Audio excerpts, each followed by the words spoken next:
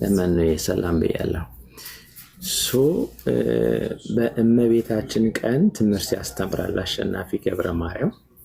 በእመቤታችን ቀን ትምህርት ሲያስተምር ኦርቶዶክሳዊ ትምህርት አይደለም የሚያስተምረው። ሙሉውን ሰምቼዋለሁ። ኦርቶዶክሳዊ ትምህርት አይደለም የሚያስተምረው። በጣም የሚያሳዝነውና የሚያስቆጣው ፓርቲ ይሄ ነው። የእመቤታችን ትምህርት ዮሐንስ ወንጌልን ስለጠቀሰ ሉቃስ ወንጌልን ስለጠቀሰ ስላነበበ ዝም ብሎ መዝለል አልፈለገም።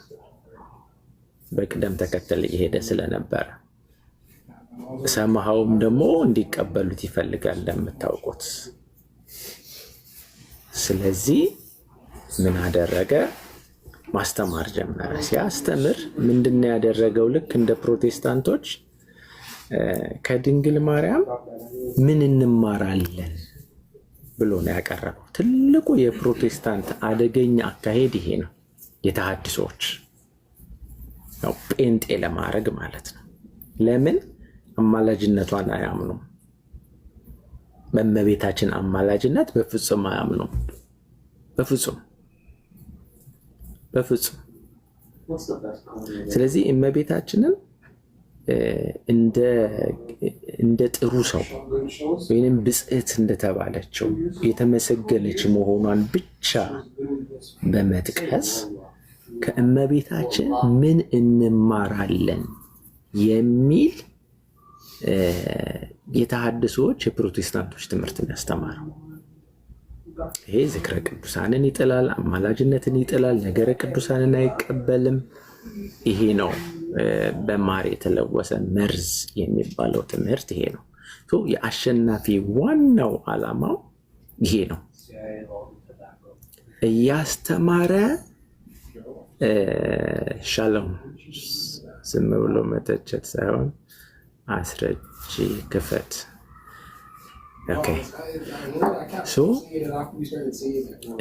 እያስተማረ መረጃ ከፈለክ በመጀመሪያ ፕሮቴስታንት ከሆንክ ሌላ ነገር ነው። ኦርቶዶክስ ከሆንክ ግን ችግር የለም፣ በደንብ መማር እንችላለን ከነ ማስረጃው ከነ መረጃው። ድንገት ግን አሁን መታህ አይደለም ሁሉን ነገር የምትረዳው፣ በደንብ እየተረዳ መምጣት አለበት እና ኦርቶዶክስ ከሆንክ ነው ባይዘው ኦርቶዶክስ ከሆንክ። ስለዚህ ነገረ ቅዱሳንን የማስተው ስትራቴጂ ነው የሚጠቀሙት እና አሸናፊ ገብረ ማርያም ይህንን ነው ያደረገው። ቤዚክሊ አስተምሮ ጨረሰና ሲጨርስ ራሱ ልብ በሉ፣ ሲጨርስ ምንድን ነው ያለው? እንደ ካህን የሰማነውን በልቦናችን ያሳድርብን እንደ ኦርቶዶክሳዊ፣ እንደ ካህን ደግሞ ሲሆን ብዙ ቡራኬ የእመቤታችን ጣዕሟ ፍቅሯ ይደርብን ይደርባቸው፣ በቃል ኪዳኗ በአማላጅነቷ እግዚአብሔር ይጠብቃችሁ፣ የእመቤታችን አማላጅነት አይለያችሁ የሚል ነገር። ይሄ ራሱን የቻለ ትምህርት እምነት ነው አይደለም? ከአሸናፊ ገብረ ማርያም አታገኙም። በተአምር ማለት ነው። ከእመቤታችን ምን ተማራችሁ ጻፉልኝ ብሎ ይጠይቃል። ይሄ ትምህርት ትክክል እንዳልሆነ የገባው አንድ ሰው ጥያቄ ጠየቀው። ምን ብሎ? ስለ እመቤታችን ቅድስናዋን ንገረን፣ አስተምረን ሲለው ነው አሸናፊ ገብረ ማርያም የተቆጣው። ርዕስ አትስጡኝ ይላል። ርዕስ አትስጡኝ። እዚህ ቪዲዮ ላይ ድምፁን አሰምቻለሁ። እሺ፣ ከዚህ ስትወጡ ታግሳችሁ መስማት የምትፈልጉ ድምፁን አስገብቻለሁ፣ የራሱን አንደበት ማለት ነው። ሙሉ ትምህርቱን ደግሞ ለመስማት ራሱ ዩቱብ ውስጥ ገብታችሁ ሂዱ። ግን ሪከመንድ አላደርግም፣ ድካም ነው፣ አይጠቅምም። ኦርቶዶክሳዊ ስላልሆነ በዕቅበተ እምነት ላይ ለመስራት የምትፈልጉ ሌላውን ለማንቃት ለማስተማር የምትፈልጉ ሰዎች ግን ሙሉውን ስሙት፣ ለማስተማር ኖት ለመማር። ስለዚህ ቅድስናዋን ንገረን ሲሉት በጣም ተቆጣ። በመንፈስ ቅዱስ ስራ ውስጥ አትግቡ ነው ያለው። ርዕስ አትስጡኝ ነው ያለው። ያ የጠየቀው ሰው ጎበዝ ተማሪ ነበር፣ ኦርቶዶክሳዊ ነበር ማለት ነው። ሰው እንዴት ስለ ቅድስናዋ ንገረን ሲባል ይቆጣል? ስለማያምንበት ነው። አንደኛው ሌላው መገለጫ ይሄ ነው። ሌላው ደግሞ ስነሳ ከገለጽኩት አላውቅም፣ በዚህ በውይይቱ ላይ አሸናፊ ገብረ ማርያም ወደ 4800 የሚደርስ መልእክት ወይም የቪዲዮ ፖስት አለው። ወደ 4800 ቲንክ ባወረድ እንዴት ብዙ እንደሆነ። በቤተክርስቲያናችን መጽሐፍት ስታነቡ ምን ይላል መጽሐፍ? የመጽሐፉን ነገር ለማወቅ ወደ መጽሐፉ ከመግባት በፊት መቅድሙን በደንብ አንበብ ይላል መጽሐፍ። መቅድሙን ስናነብ ስለ መጽሐፉ እናውቃለን፣ ማን እንደጻፈው እናውቃለን። እና መቅድምን ሳያነቡ መጽሐፍት ውስጥ ገብቶ ማንበብ ትክክል አይደለም። ምክንያቱም ስለ ባለቤቱ ይነግረናልና። አሸናፊ ገብረ ማርያምን ቪዲዮውን ስትገቡ ወደ ውስጥ ሳትገቡ ዝም ብላችሁ ርዕሱን ብቻ ስካን አድርጉት፣ እንዲህ በአይናችሁ ወይም ስክሮል እያደረጋችሁ እዩት። ርዕሶቹን ብቻ የአሸናፊ ገብረ ማርያምን ርዕሱን ብቻ። አንድ ኦርቶዶክሳዊ ስርዓተ ትምህርት ያለው ርዕስ አታገኙም። አንድ ነው የምነግራችሁ፣ በቃ አንድ። ጀስት ቪዲዮን አይታችሁ የኦርቶዶክስ ቤት አይመስላችሁም ርዕሱን አይታችሁ። ለምንድን ነው? ይሄም ሜንታሊቲው ነው፣ ሜንታሊቲው ነው። አንድ ቦታ ማለት ነው። ይሄ ሁለተኛው ነጥብ ነው። ከዛ ወደ ውስጡ ስትገቡ ደግሞ እንዳለ ስሁት አስተምህሮን ታገኛላችሁ ማለት ነው። እንደዚህ ያሉትን አካሄድ ነው እንግዲህ ኦርቶዶክሳውያን ልናውቅባቸውና ልንጠነቀቅባቸው የሚገባል ማለት ነው። ጥያቄ ያለው ሰው መግባት ይችላል። ወደ መጨረሻው ማጠቃለያ ጥያቄም ቢሆን ሀሳብ ያለው ሰው መግባት ይችላል በዚህ ርዕስ ላይ። ሌላው መጠቆም የምንፈልገው የሚያሳዝነው ፓርት ምንድን ነው?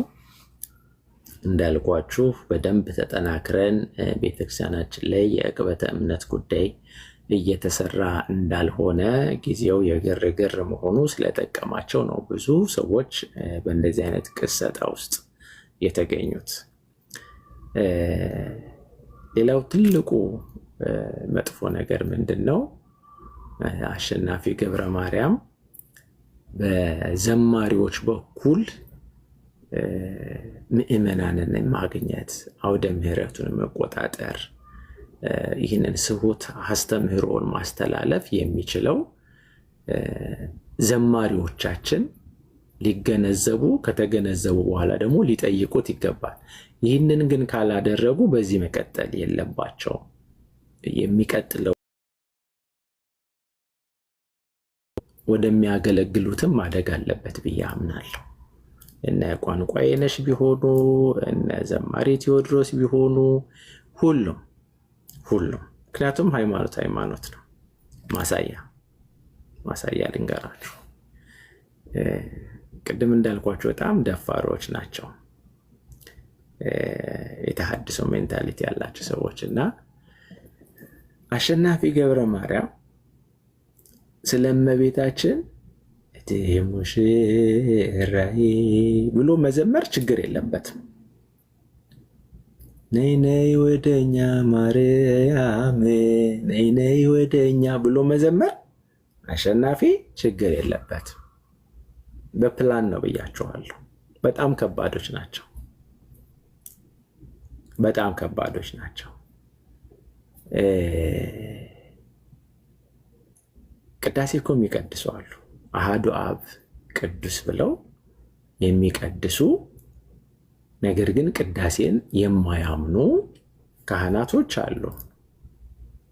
አብረን አገልግለን ቀድሰን አስቀድሰን ጠይቀናቸው ሞግተናቸው አለን። እነሱም አሉ፣ እኛም አለን፣ ምስክሮች ነን። ለዚህ ነው ዕቅበተ እምነት በጣም ሰላም የማይሰጠው። ዝም ማለት የሚቻለው ሰው አለ፣ ግን በጣም ከባድ ነገር ነው። እያወቁ ደግሞ አብሮ መዘመርም ሆነ አብሮ ማገልገል ደግሞ ሌላው ራስ ምታት ነው። የክርስቶስ ባሪያ ኦርቶዶክስ መምህራኖች ሲመለሱ ክህነታቸው አይፈርስም አለ። እሱ አይደለ የሚፈልጉት? ያንን ነው እኮ ሰውን ለማጭበርበር ያንን ነው የሚያደርጉት። እስኪ አሁን ካልተበላሸብኝ ወደ ጌመሮቹ እየወሰደኝ አስቸገረኝ። አይ ቲንክ አሁን ትክክል ነው። እሺ ሰላም ዩዘር ይስጥልኝ።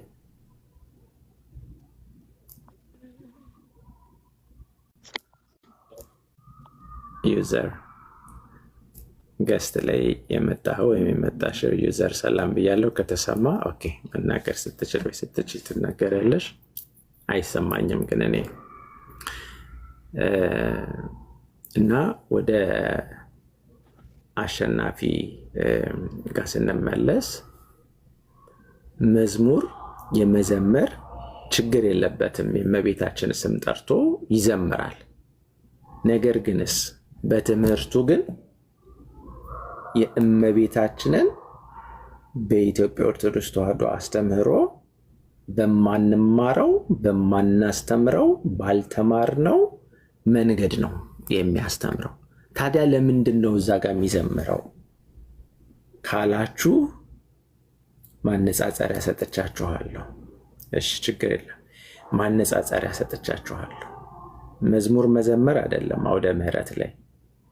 አሁን ይሄ የምታዩት ከኋላ ጀርባዬ ላይ ያደረግኩት ባክግራውንድ ያደረግኩት ፒክቸር ታቦተ ሕጉ ወጥቶ ነው።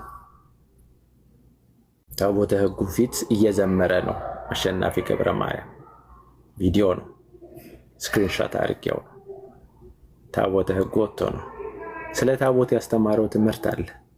ስህተት ነው፣ ስህተት ነው። ታቦተ ሕጉ ግን ወጥቶ ታቦቱን ያከበረ መስሎ ይዘምራል። ለምን ለምን ካላችን መልሱ አጭር ነው። አንደኛ በታቦቱ አያምነው፣ በእመቤታችን አማላጅነት እንደማያምነው ሁሉ ነገር ግን ህዝቡን ያገኛል። ቤተክርስቲያኑን ነው የሚፈልገው፣ ህዝቡን ነው የሚፈልገው፣ ህዝቡን መቀየር ነው የሚፈልገው። የማያምን ሰው ደፋር ነው። ባይዘዌ የማያምን ሰው ደፋር ነው። ስለዚህ ይሄ ነው እየሆነ ያለው እና ዘማሪዎቹ ያውቃሉ። እኔ በጣም የማዝነው በእነሱ ነው። እውነት ለመናገር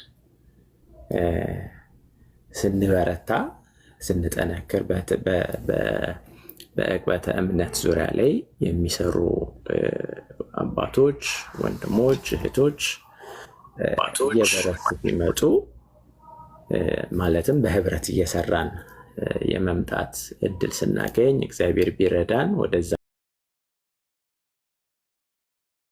አብረው የሚያገለግሉትን መጠየቅ ይገባል ማለት ነው።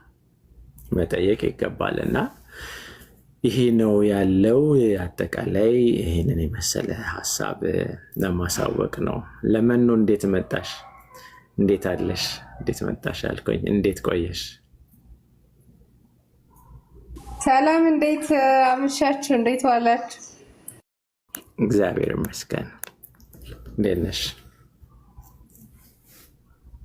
እግዚአብሔር ይመስገን። በነገራችን ላይ ለመኖ እንኳን መጣሽ። በለመኖ ስም ከአሸናፊ ገብረ ማርያም ጋር አንድ ነገር ልንገራችሁ።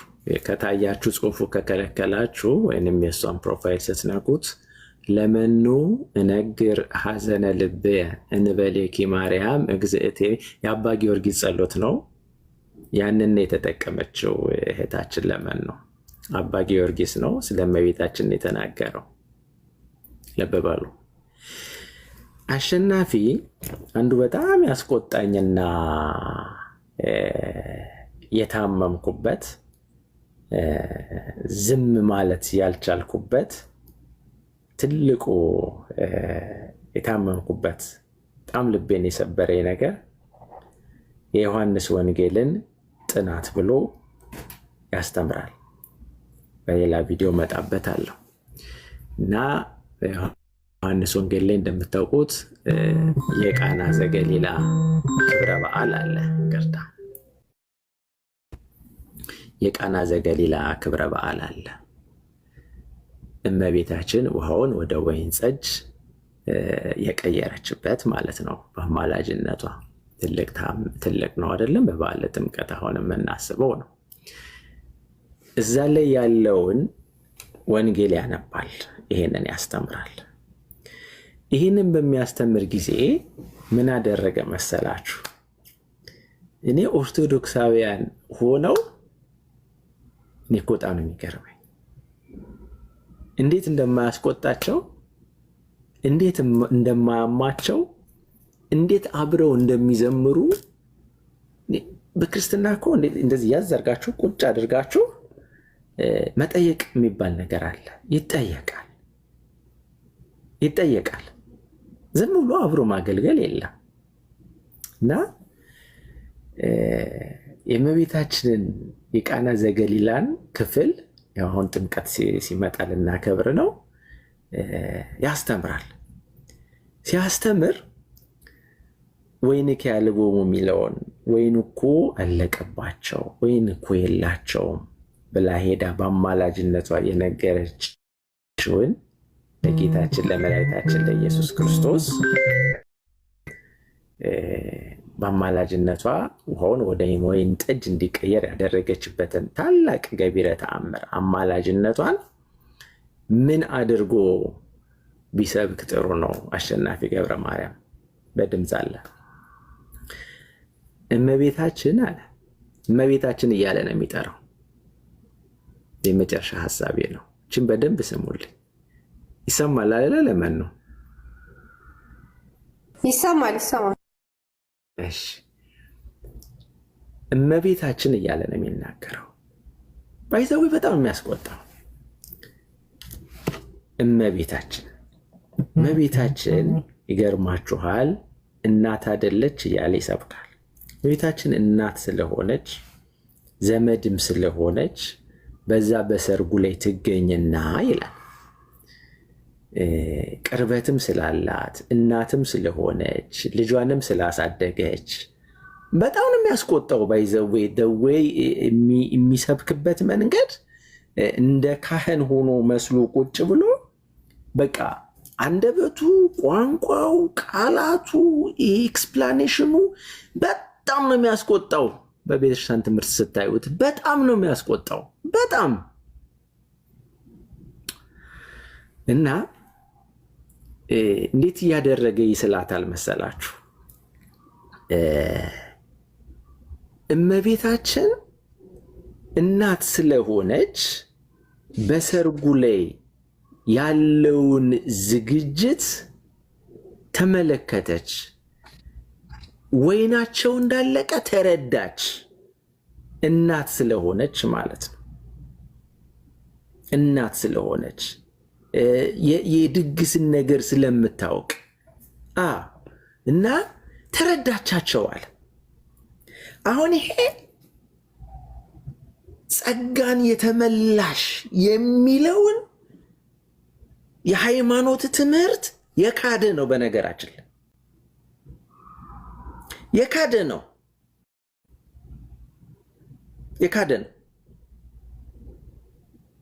የእመቤታችንን ገቢረ ተአምር የካደ ነው።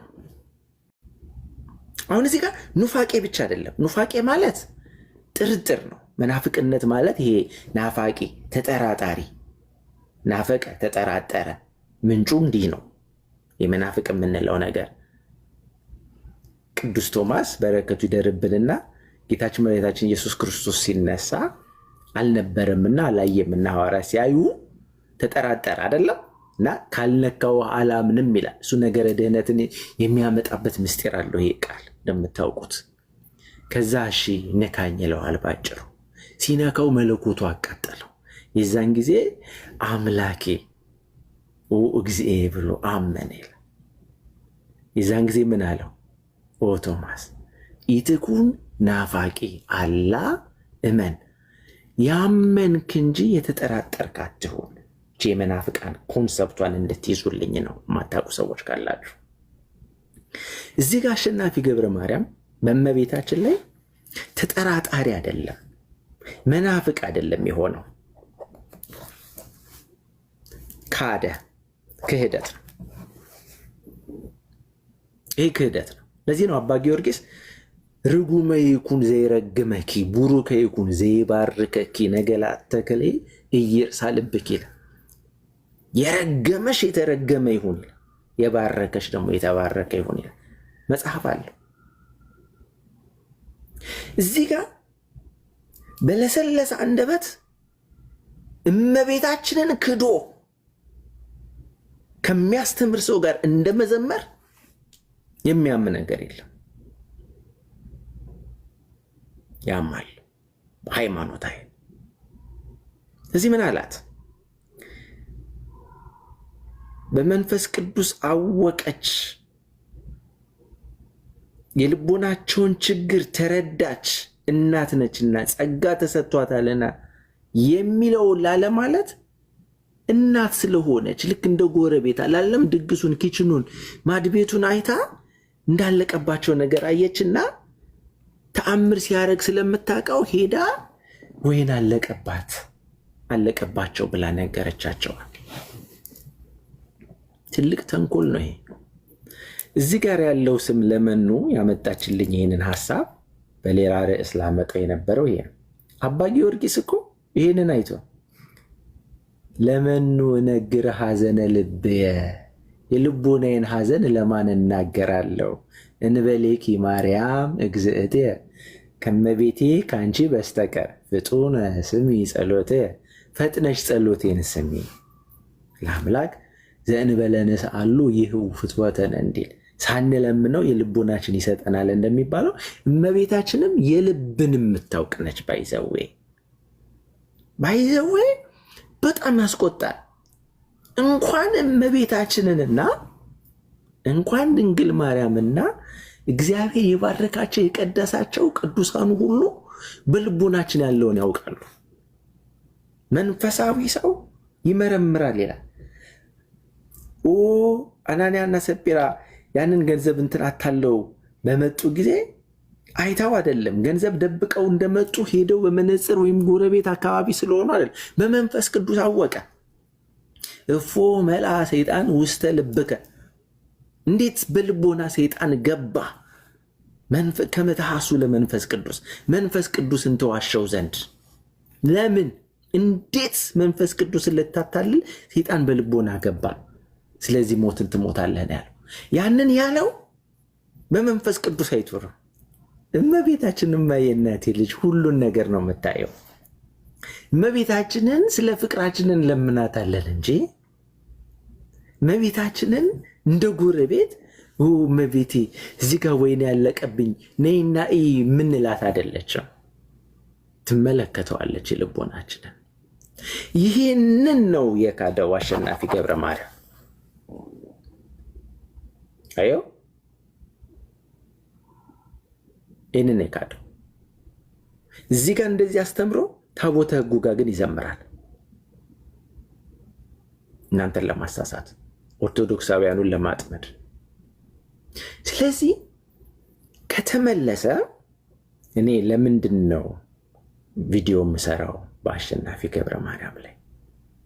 ለምንድን ነው ከተባለ ቤተክርስቲያናዊ ነው እኔ የምፈልገው ወይም ኦርቶዶክሳውያን የምንፈልገው አባቶቻችን ያስተማሩን ምንድን ነው ከተባለ ይህ ሰው መረጃ አለን፣ ልክ ነው እንደማቀርብላችሁ። ብዙዎችን ለመናፍቃን አሳልፎ ሰጥቷል። የሚያስተምረውን ትምህርት የመናፍቃን ትምህርት ነው። ስለዚህ ከተመለሰ በሶሻል ሚዲያ ያሰራጨውን የስህተት ትምህርት 1 2 3 ብሎ ይሄ ያስተማርኩት ለእመቤታችን ስህተት ነው፣ ቤተክርስቲያን የምታስተምረው እንዲህ ነው። ስለዚህ እንዲህ ብዬ ያስተማርኳችሁ ለዓመታት ለ5 ለ6 ዓመታት በዚህ ሚዲያዬ ይኸው እዚህ ጋር ቪዲዮ ይኸው ከሌለ ሁሉ እኛ እንሰጠዋለን፣ ግን አለ ራሱ ላይ በድምፅ እኮ አይደለም በቃል እንኳን በቪዲዮ ወጥቶ ነው የሚናገረው። ያንን ማስተካከል አለበት፣ ማረም አለበት። ንስሐ ሲገባ ለኃጢአቱ ሳይሆን ይሄ ለክህደቱ ቀኖና ተቀብሎ በማስተማር ያጠፋውን ያሳሳተውን ህዝብ ሰማዕትነት ማለት ሰማዕት ሆነ ማለት መሰከረ ነው፣ ምስክር ሆነ ማለት ነው። ምስክር ሆነ በክህደት የመሰከረውን በእውነተኛ ርቱ በሆነ አስተምህሯችን ይመስክርና ይምጣ። አለበለዛ ግን አሁን የመጣው በቤቱ ገብቶ የቀሩትን ለማሳት በአውደ ምሕረቱ ደግሞ ክህደትን ለማስተማር ነው የመጣው ማለት ነው። ለዚህ ነው እንድንናገር የሚያስገድደን ይሄንን ለማለት ነው። እና ለምን ነው ወደ አንቺ ልምጣ? ሀሳብ ካለሽ እዚህ ላይ ታውቂዋለሽ። አሸናፊ ገብረ ማርያምን ከዚህ እንጀምር። ኧረ ዲያቆን የኔ ድሮ የማይመቼ ሰው ነው። ስለዚህ ምንም አልልም። እዛው እንደነበር እዛው ይቀመጥበት። የለመን ነው አነጋገር ያስቀኝ። ከአመጣጡም ካካሄዱም ምንም ግራ የገባው ሰው ስለነበር ምን እንበለው። በፊትም ነበር የተባለበት አካሄዱ አያምርም። አሁንም መጣ ሲባል አካሄዱ አያምርም። ስለዚህ ኤፍ ብለኛ ቦልከን አባረነዋል። እንግዲህ ደግሞ ልብ ያለው ልብ ይበል። እዚህ ቲክታክ መንደር ነው እንጂ ኤፍ ብላይ ባይዘው ይታወቃል። ብዙዎቹ ያውቁታል ስራው አካሄዱ ምን እንደሆነ። ስለዚህ ሰው ምንም የምለው ነገር ስለሌለ ራሱን እንግዲህ ትክክል ነሽ። በነገራችን ላይ ቀደም አድርጌ ተናግሬያለሁ። እኔ ገና እንደተመለሰ ቪዲዮ ከመስራቴ በፊት ጽፌለታለሁ። ከዛም በኋላ ቪዲዮ ሰርቻለሁ። አንቺ ነሽ የቦለክሽው፣ እኔን ግን እሱ ነው የቦለከኝ እና እንድታውቁት ያህል ለማለት ነው። እና አሁንም አሸናፊ ገብረ ማርያም እንደሚደርስህ መልእክት ያውቃለሁ። አሁንም ጥሪ ያቀርብልሃለሁ። እንደምታውቀው አላውቅህም፣ አታውቀኝም። በምታረገው የስህተት አስተምህሮ ነው የማውቅህ በሚዲያ ላይ ስለምታስተምር። ስለዚህ በቅንነት ነው ማረገው፣ ስለ ሃይማኖቴ ነው ማረገው። ኖት እያያስኩኝ ነው ያዳመጥኩህ። ስለዚህ አሁንም በቅንነት እንድትመለስ እፈልጋለሁ። በቃለ እግዚአብሔር ደግሞ አይ አንተ ተሳስተሃል የምትለኝ ከሆነ ቤተክርስቲያን ይሄንን ነው የምታስተምረው የምትለኝም ከሆነ በግልም በአደባባይም እንደዚህ እንድንነጋገር እኔ ፐርሰናሊ እንደ አንድ የቤተክርስቲያን ልጅ በጣም ደስተኛና ፈቃደኛ ነኝ። ከዚህ መልኩ እንድታየው አንተም እንድትመለስ ነው የምንፈልገው። እውነት ለመናገር ማንም እንዲጠፋ አልፈቅድም ይላል መጽሐፍ። ለዚህ እንድትመለስ ነው መጀመሪያ አንተን ነው የምንፈልግህ። ከዛ በኋላ የሳትከውን ትምህርት እንድታስተካክል ነው። ከዛ በኋላ ቤተክርስቲያናዊ አካሄድ እንድትሄድ ስለሚያስፈልግ ነው። የምትሰሙም አሸናፊንም ጨምሮ ይህ ግልጽ እንዲሆን ለማለት ፈልጌ ነው። እግዚአብሔር ይስጥልኝ። የሚቀጥለው ወንድሜ ወይም እህቴ መርካቶ።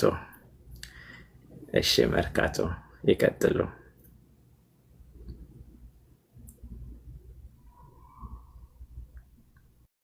መርካቶ ወረዱ። እሺ የክርስቶስ ባሪያ ነው የሚለው ከጎንሽ ነበረ። እሺ የክርስቶስ ባሪያ ሰላም ለአንተ ይሆን። እሺ አሜን። ሰላም ለሁላችን። እንዴት ናችሁ? ሰላም ናችሁ? መምህር እግዚአብሔር ይመስገን። እግዚአብሔር ይመስገን። አለን እግዚአብሔር ይመስገን። አሁን እሱ ብቻ አይደለም። በነገራችን ላይ አሁን ምን የሚባል አባባል አለ መሰለህ መምህር፣ የባንክ ቤት ሰራተኞችን ስለ ተሳሳተው ኖት የብር ኖት ከምናስተምራቸው ትክክለኛ ኖቱን ብናስተምራቸው በቀላሉ ከሚቆጥሩት መሀል ሪኮግናይዝ ያደርጉታል የሚባል ነገር አለ። ትክክለኛውን ብናስተምራቸው ምንም አሁን ፍትሐ ነገሥቱን የሥርዓተ ቤተክርስቲያን መጣደፍ ያለብን እዚህ ላይ ነው በነገራችን ላይ። ምክንያቱም ሐሰተኛው ክርስቶስም ስራውን ይሰራል፣ እውነተኛው ክርስቶስም በቃ መስራት አለብን። ሁሉ አሁን ላይ የቤተክርስቲያን ልጆች ነን የሚባሉ አጠቃላይ አረሙ እየበዛ ነው በነገራችን ላይ።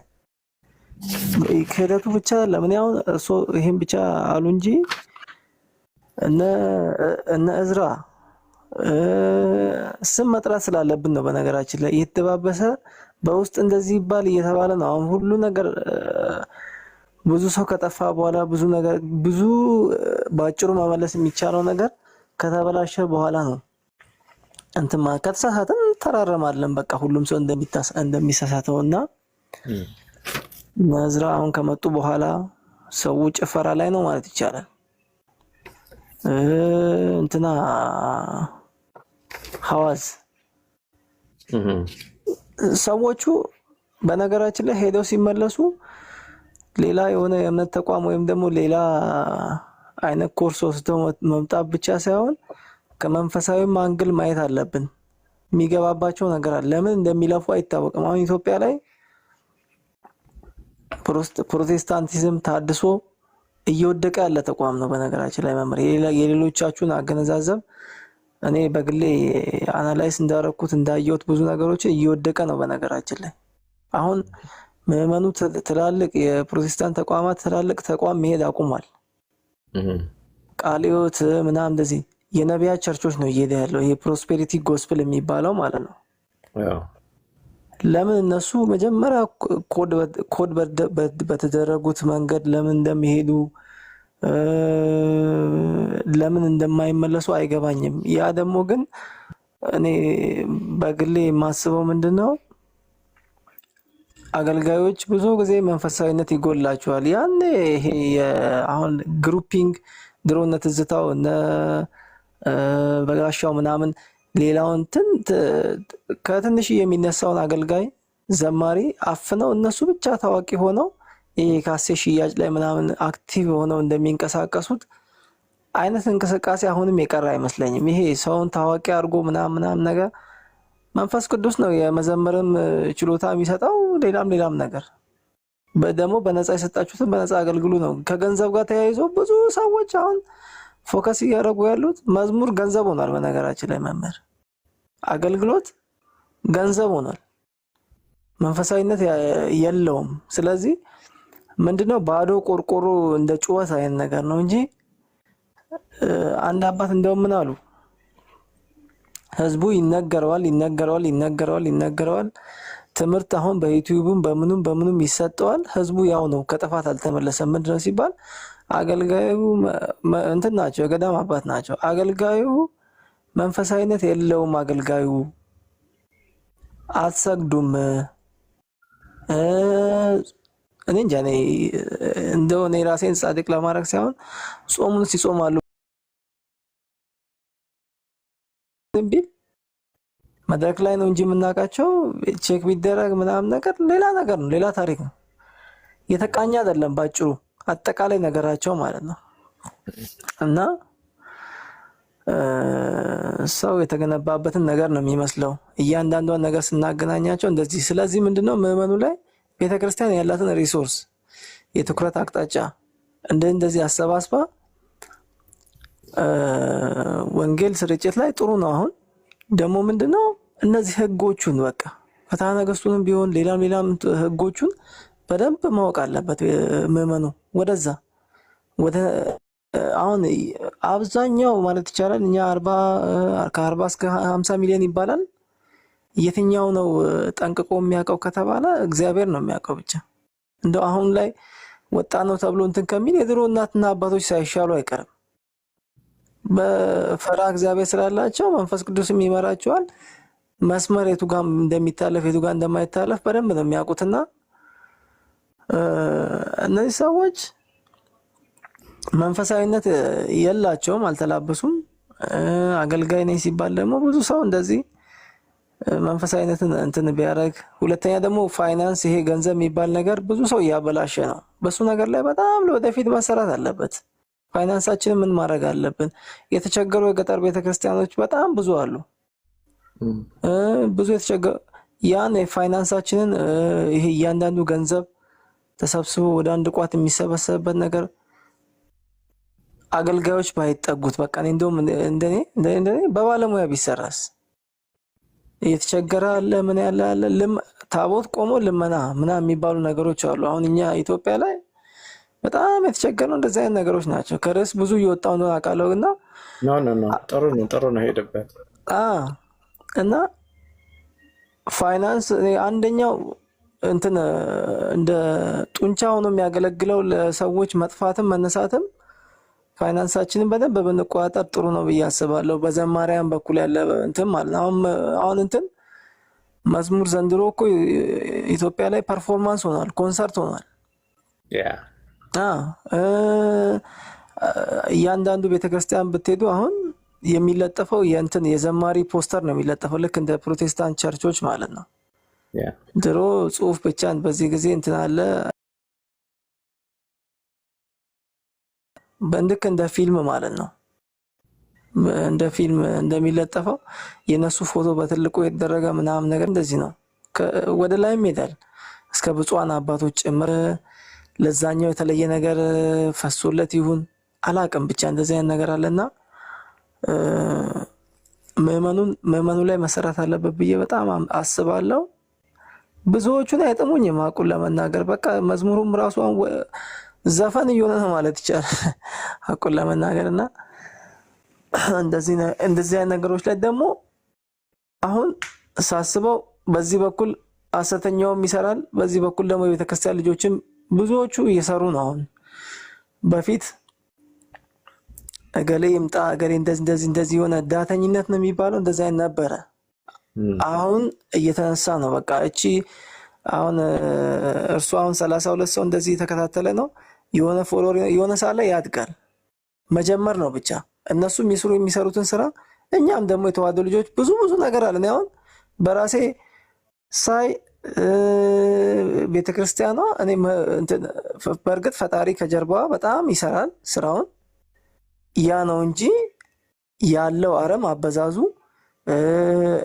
እስካሁን አለመጥፋታችንም እንደ እግዚአብሔር ፍቃድ ነው ብዬ ነው የማስበው። እና እግዚአብሔር ይጠብቀን። ምዕመኑ ላይ በደንብ መሰራት አለበት። እንደ መንጋ በጎቼ ድምፄን ያውቃሉ ይላል ፈጣሪ። እኛ ደግሞ እየሄድንበት ያለው አካሄድ የለመድነው ልማድ በዘልማድ የሚባል ነገር አለ። እሱ በጣም መቀየርና በትምህርትና በእውቀት ቢሆን ብዬ አስባለሁ። አረዘምኩኝ፣ በጣም ይቅርታ። ግሩም ነው በእውነት እግዚአብሔር ይስጥልን፣ ቃለ ሕይወት ያሰማልን። ለቤተክርስቲያኒቱን ለሚያውቅ ሰው በጣም ቀላል ነው። አሁን እኛ የቸገረን ነገር በጣም ብዙ ሰው አያውቅም። እኔ ደጋግሜ የምናገረው እኔ ከ11 ዓመት ጀምሮ ነው የፕሮቴስታንቶችን በደንብ የማውቃቸው ከሀገር ቤት ጀምሮ እና ባህሪያቸው በጣም ነው የሚገርመው። ከዓላማቸው ፈቀቅ አይሉም። በጣም ትጋት አላቸው። እንዳልከው ፋይናንሻሊም ስለሚናበቡ ሰፖርት ስለሚደራረጉም ይሄ ስጋዊ ጥንካሬ አላቸው። ከእንደገና ደግሞ ይሄ ድፍረትና ውሸት መገለጫቸው ነው። ምክንያቱም አንድ ሰው እኮ ቅዱሳንን ከናቀ በቃ ደፋር ነው የሚሆነው። ስለዚህ በጣም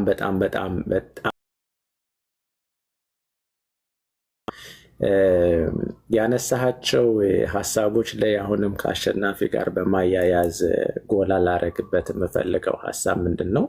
በሚቀጥለው እንደ እግዚአብሔር ፈቃድ የምንሄድበት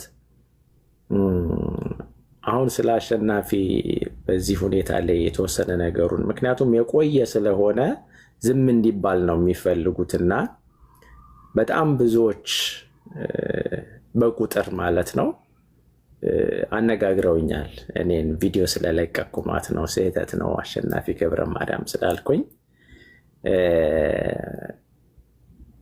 ያው ብዙዎች ተቆጥተዋል። የተለያየ ነገር ልከውልኛል። ያው ቁጣቸውንም ስድባቸውንም አንዳንዶች ደግሞ በጥሩም ደግሞ ሊያረጉ ኮንቪንስ ሊያረጉ የሚሞክሩም አሉ። እንድታውቁት ነው የአካሄዳቸው ምን ያህል ከባድ እንደሆነ። ባይዘዌ ፕሌስ ሁላችንም ዕቅበተ እምነት ማለት የሁላችን ስራ ነው። ለራሳችን ብለን ነው እና በጾም በጸሎት የማይበረታ ሰው በሆነ ነገር መበርታት አለበት። ወይ በምጽዋት ሊሆን ይችላል፣ ነዳያንን በማብላት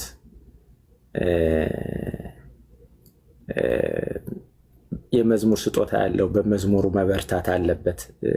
በቃ ጽድት ያለ ቤተክርስቲያናዊ የሆነ መዝሙር እንዲዘመር የራሱን ድርሻ ማውጣት አለበት፣ መትጋት አለበት።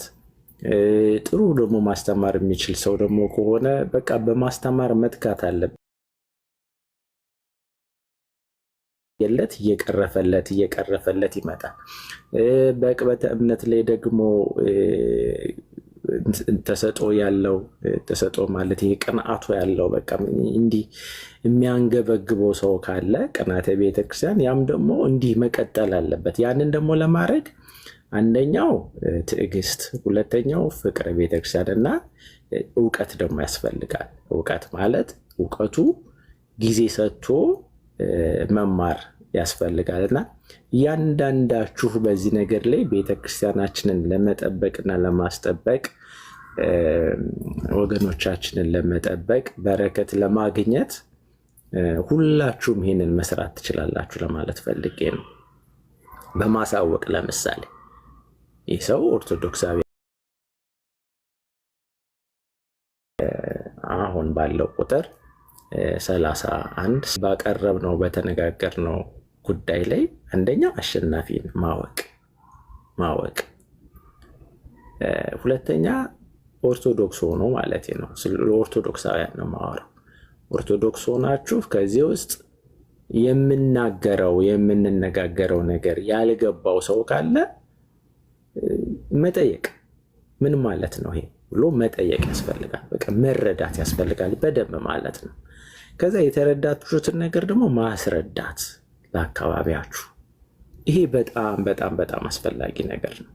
በዚህ መልኩ ነው ዕቅበተ እምነት የሚሰራው። በጣም ልብ በሉልኝ። በዚህ መልኩ ነው ዕቅበተ እምነት የሚሰራው እና ይሄ በጣም ይታሰብበት።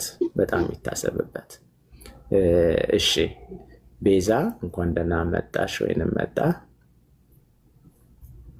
እንኳን ደህና ቆያችሁኝ። እንዴት ናችሁ?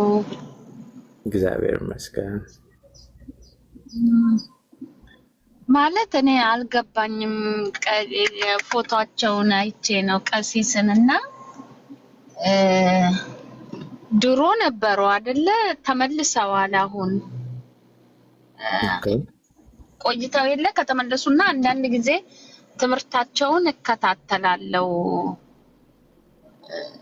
አንዳንድ ጊዜ ማለት እዚህ እንትን ላይ እና ምንድነው ማለት እኛም ማናቀው ነገር እኔ ደንግጬ ነው የገባሁት እና ማናቀው ነገር ካለ እንድታስረዳን ብዬ ነው። እንደገና ሁለተኛ ተመልሰው እኛ አባት አይሄዱብንም ወይ? እንደገና ማለት አንዳንድ ጊዜ ምን አለ በቃኛ የሆነ ችግር ሲኖር ኦርቶዶክሳውያን ጥሩ እንደገና ደግሞ ወይ ጓደኛ ካለ ወይ የቤተ ክርስቲያን አባቶች ለነገሩ ኦርቶዶክስ አሁን በጣም አስቸጋሪ ሆኗል። ግን ከውስጥ ያሉ አባቶችን አንድ ላይ እዚህ ሚዲያ ላይ ከመውጣት መነጋገር አይቻልም ወይ? ማለት የነሱ ክህነት በጣም ከባድ ነው ብዬ ነው። ክህነታቸው ማለት ብዙ ጊዜ ቤተክርስቲያናችን ሌላው ሊረብሽ ይችላል፣ ሌላው ሰውና እንችላለን። ግን እኛ አባት ማለት ሌላ ተጽዕኖ አያድርባቸውም ወይ? እዚህ ላይ ከማውጣት መክራቸዋል ወይ ልል ነው። ካጠፋው በጣም ይቅርታ። ለዛ ነው ይህንን ለመጠየቅ ነው። በጣም ጥሩ ነው ቤዛ፣ እግዚአብሔር ይስጥልን። በጣም ጥሩ ጥያቄ ነው። በጣም ጥሩ ነው። ወይንስ በውይይታችን ላይ ቀደም ብለሽ መጠሽ ነበረ? ኖ አሁን ነበር ቅድም። በጭራሽ ምንም ነገር እንትን አላልኩም። ልገባ ብዬ እየነዳው ነበር እና አሁን ነው የገባሁት። በጣም ጥሩ። መደንገጥሽ ጥሩ ነው። አሁን የሚደነግጥ ሰው ጠፍቷልና ለሚገባ ነገር መደንገጥ በጣም ጥሩ ነገር ነው። ስንደነግጥ ቆም እንላለን፣ እናስተውላለን። እና በጣም ጥያቄሽ ተመልሰው የለም ወይ? አሸናፊ ገብረ ማርያም ወይንም ብዙዎቹ እንደሚያውቁት ዘማሪ ቀሲስ አሸናፊ ገብረ ማርያም ተመልሰው የለም ወይ ብለሻል። ሁለት ነገር ይነግረኛል። ጥሩ ነገር ነው። ተመልሰው የለ ወይ ካልሽ መጥፋቱን ታውቂ ነበር ማለት ነው። እሱ ጥሩ ነገር ነው። መጥፋቱ ማለት ከኦርቶዶክስ መውጣቱን ወይንም በተሐድሶነት ሌብል መደረጉን የስህተት ትምህርት እንዳለበት ትረጂ ወይም ደግሞ በሩመር ደረጃ ትሰሚ ነበር ማለት ነው። ወደ ሁለተኛው ስመጣ እዚሁ ላይ ተመልሷል ላልሽው፣ ስለዚህ ነው የጠየኩሽ። ተከታትለሻለሁ እያልኩት ተቋርጧል እንዴ? ተቋረጠ? ይሰማል። ኦኬ። አይ ወይኔ እዛ ጋር ተቋረጠ ብላ ስትጽፍ ወይኔ ካልተሰማሽ ወተሽ ግቢ። እሺ ሶ ቤዛ ምንድን ነው የሆነው መሰለሽ? በመጀመሪያ ደረጃ አጠር አድርጌ ልንገርሽ፣ ተወያይተንበታል። አሸናፊ ገብረ ማርያም ከቤተክርስቲያን ወጥቶ ነበረ። ነገር ግን መውጣቱን ያላመነ ሰው ነው። አንድ በይ ኦኬ። ከዛ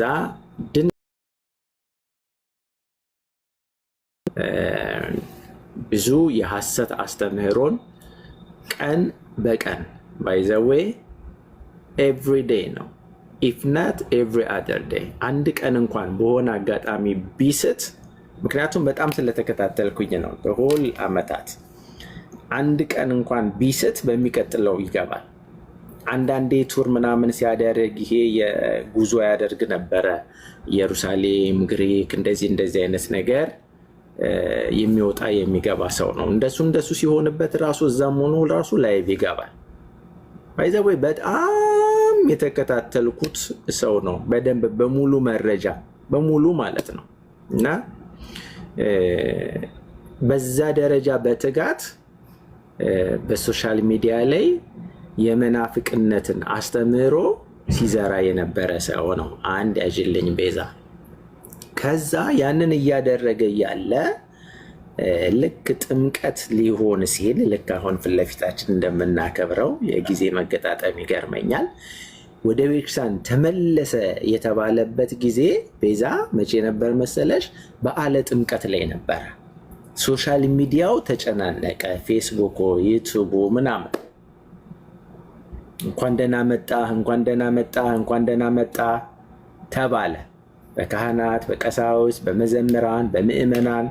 ድሮ መዝሙር የሚወዱ ሰዎች በመዝሙር በጣም ልባቸው ውስጥ እሱ ገብቶ ስለነበረ፣ አንዱ በነገራችን ላይ ቤተክርስቲያናችን ውስጥ ወጣቱ ላይ የገባ በሽታ ምንድን ነው? መዝሙሩ ልክ እንደ ዘፈን ማለት ነው። ይኸውላችሁ እንደ ዘፈን መዝሙሩ አይደለም ወደ ብዙ ሰው የሚገባው፣ ዘማሪው ልክ እንደ ዘፈን ማለት ነው። ዘማሪውን የሚያደንቅ ትውልድ ተፈጥሯል። ባይዘዌ ያ በራሱ ዓለማዊ አካሄድ፣ ቤተክርስቲያናዊ ያልሆነ አካሄድ ስለተሰራ ነው ይሄ ነገር የመጣው። በጣም የሚያሳዝነው ይሄ ነው። ተች አድርጌው ልለፍ ብዬ ነው። ይሁንና በዛ መልኩ ስለሚያውቁት ሲመለስ በቃ መጣ ተብሎ በጣም ተደሰቱ። ዌልካም አይነት ነገር፣ እንኳን ደህና መጣ፣ እንኳን ተመለስክልን፣ እንኳን ለቅድስት ቤተክርስቲያን አበቃ የሚል በጣም ብዙ ጽሁፍ ነበረ። በጣም ብዙ እንኳን ደህና መጣ ነበረ።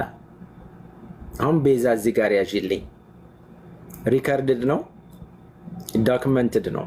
ባይዘዌ ይሄ ማወራሽ ነገር የአንድ የሶሻል ሚዲያ ጥቅሙ ይሄ ነው። ሁሉ ነገር is all recorded።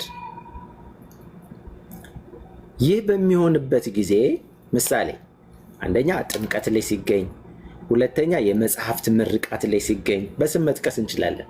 ምሳሌ እዚህ ከኔ ጋር ያገለግል የነበረ ቀድስ የነበረ አሁን ቄስ ሆኗል፣ በወቅቱ ዲያቆን ነው።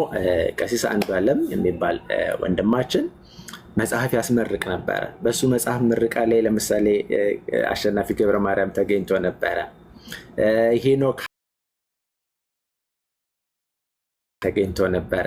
በአንዳንድ ፕሮግራሞች ላይ ይገኝ ነበረ። ከበዓለ ጥምቀቱ አንስቶ ማለት ነው። በዛን ሰዓት ሁሉ ከፌስቡክ ውጭ ነው የምልሽ ኢምፐርሰን ሄደው እንኳን ደህና መጣ እንኳን ወደ ቤተክርስቲያን ተመለስክ ሲባል ምንድን ነው ያደረገው መሰለሽ? የት ሄድኩኝ? እኔ የትም አልነበርኩም። ኦርቶዶክስ ነኝ። አሁንም ኦርቶዶክስ ውስጥ ነው ያለሁት። ወዴትም አልሄድኩኝም፣ ወዴትም አልመጣውም። አልተቀበለውም። ቤዛ ሰማሽ? ያልተቀበለው በሁለት ምክንያት ነው። አንደኛው አመጣጡ ትክክል ስላልሆነ ነው።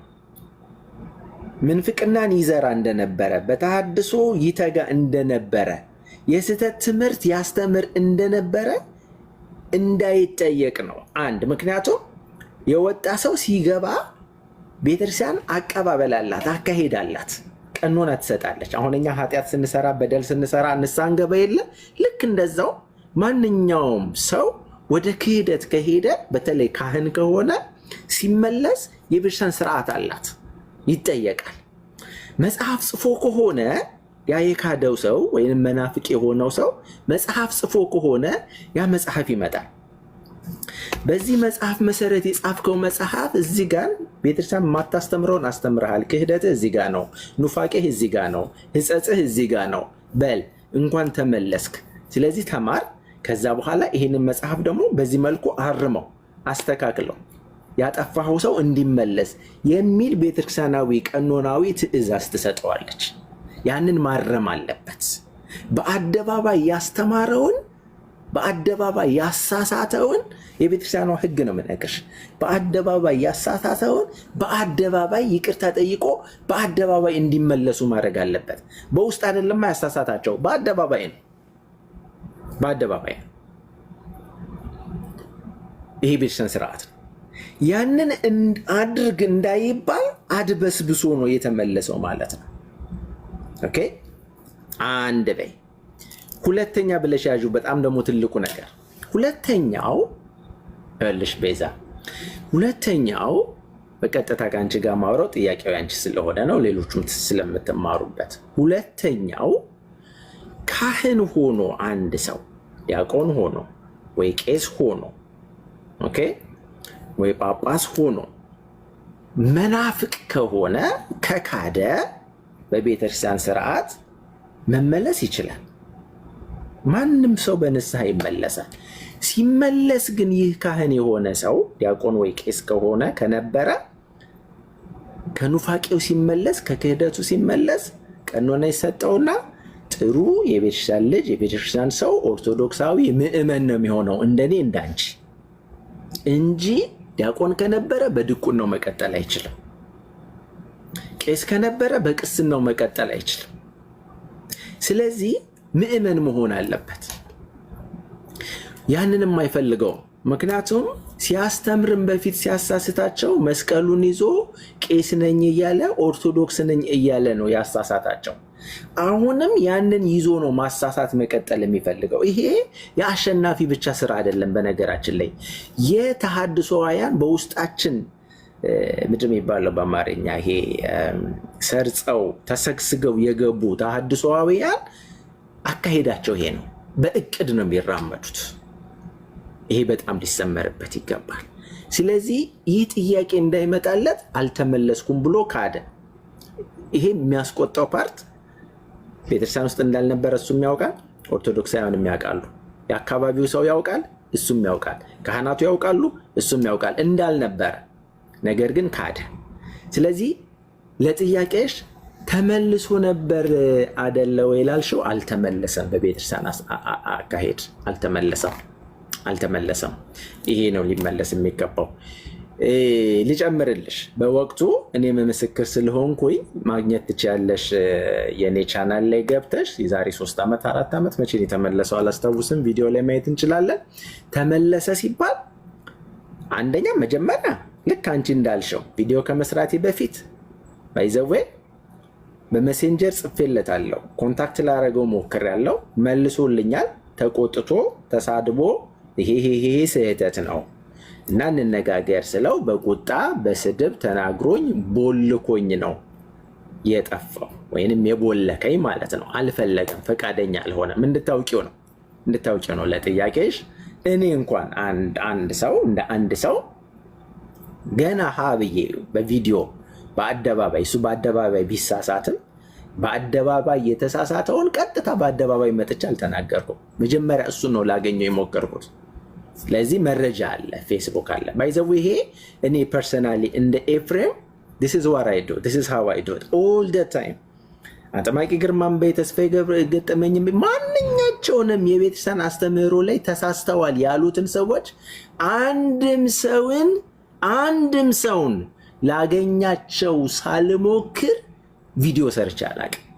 ሳይመልሱልኝ ወይ ኢግኖር ሳያደርጉኝ ወይ ብሎክ ሳያደርጉ አንድ ቀን በታሪክ የለም። አንዳቸውም ሊወቅሱኝ አይችሉም። ምን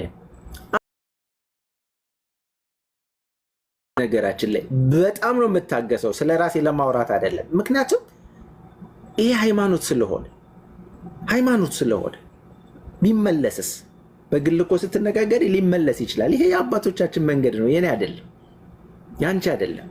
የአባቶቻችን መንገድ ነው። በጣም ታግሰው፣ በጣም ለፍተው፣ በጣም ሞክረው ነው።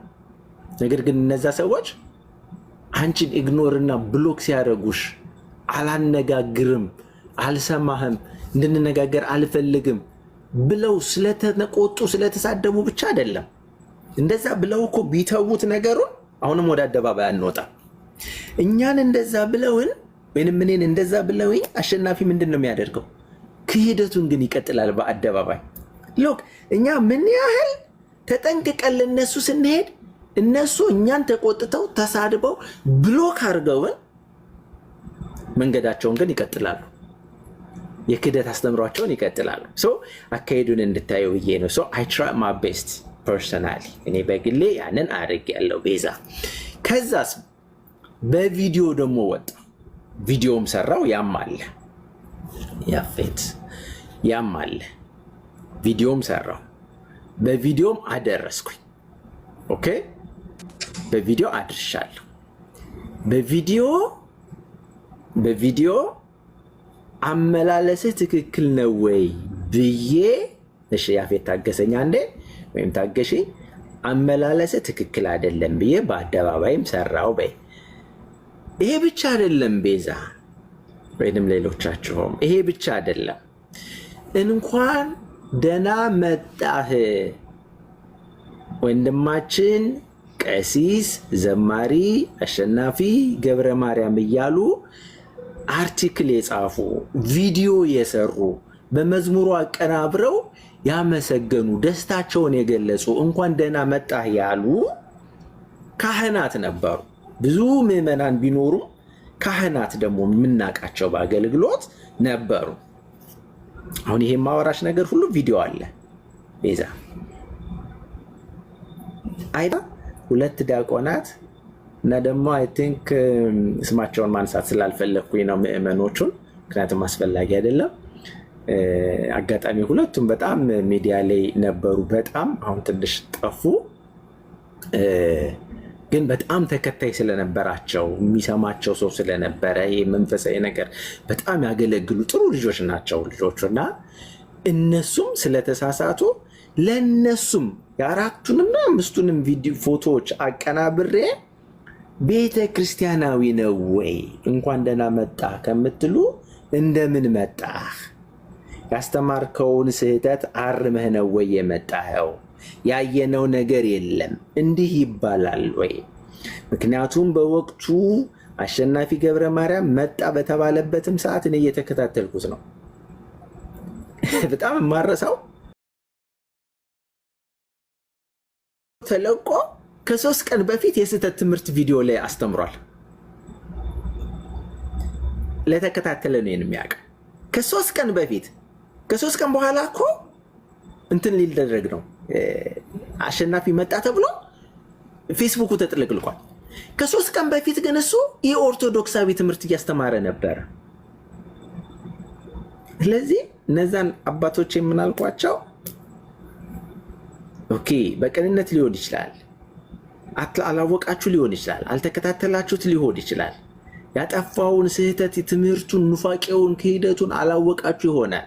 ሲተጋ የነበረበትን እኔ መጠየቅ አንድ ጥያቄ ያለኝ ደግሜ ማለት እንዳው ከይቅርታ ጋራ ማለት እኔ በፊት ያው እንደሚታወቀው ያ ታድሶ ሆኗል ተገንጥለዋል ከቤት ውስጥ ከቤተ ክርስቲያን ተብሎ እነ ሰለሞን አቡበከር እነ እዝራ እነ ሐዋዝ በቃ እንደዚህ ያሉት እንትን ብለዋል ያው ወጥተዋል። ያው ዘርፌ ማብራቸው ነበረች መጀመሪያ ሲወጡ እነሱ ወደ ታድሶ ሄዱ እሷ ወደ ጴንጤው ነው ያው ይለያያል ድርጅታቸውና ወደዛ ሄደዋል። እኔ ሳቀው ማለትና ያው እነ ሰለሞን አቡበከር እና ሐዋዝም ተመልሰው ሐዋዝም በአደባባይ ላይ አሁን አንተ ባየኸው እንግዲህ ብለህ እኔ የምለው እሱ አባታችን ማለት እንተ ወጥተዋል ከአንድም ሁለት ጊዜ በግብዣ ላይ አይቻቸዋለሁ ተጋብዘው መድረክ ላይ ሲዘምሩ አይቻለሁ። እንዳውም ከፋንቱ ወልዴ ጋር ሲዘምሩ ነበረ መዝሙርም ማለት አንድ ጊዜ እንዳው ካየህ ትዝ ካለ ፋንቱ እንዲህ ብላው ሄደች ሊዘምር ሲል የሱ መዝሙር ሲዘመር ተብሎ በጣም መነጋገሪያ ሆኖ ነበር አንድ ሰሞን። ግን መለስ ብላ ፋንቱ እንዳውም ከሱ ጋር ምንም እንትን እንደሌላት ማብራሪያ ሰጣ አብራ ስትዘምር ነበር እንዳውም እያጀበችው ማለት እና ይሄ ማለት ኢትዮጵያ አንድ ሰው ከመጣው ተመለስኩኝ ሲል ሲያገለግል አይጠየቅም ወይ? አሁን በሰንበት ትምህርት ቤት በእኛ አንድ ሰው ነበረ ተመለሰ ተብሎ ሲመጣ ያው ቤተክርስቲያን ቀኖና ሁሉም ነገር አላት መቼስ ታስተምራለች። መጀመሪያ ዝም ብሎ አይደለም የሚቀላቀለው። እንዳውም መድረክ ቦታ ብዙ ጊዜ አይሰጥም እሱ እንትን እስከሚጸና ድረስ ቤተክርስቲያናችን ማለት አገልግሎትም አይሰጥም መድረክ ላይም አይወጣም። የራሱ የሆነ አሰራር አለው።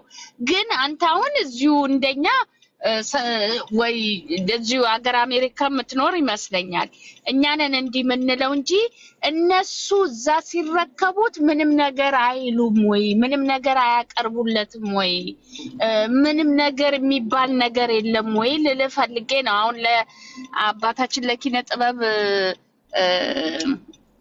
ሲዘጋጅ ራሱ አይቼዋለሁ። እሱም ብዙ ቦታ አያቸዋለሁ ድግስ ቦታ ማለት ብዙ ቦታ የመንፈሳዊ ድግስ ሲኖር እና እነሱ ምንድነው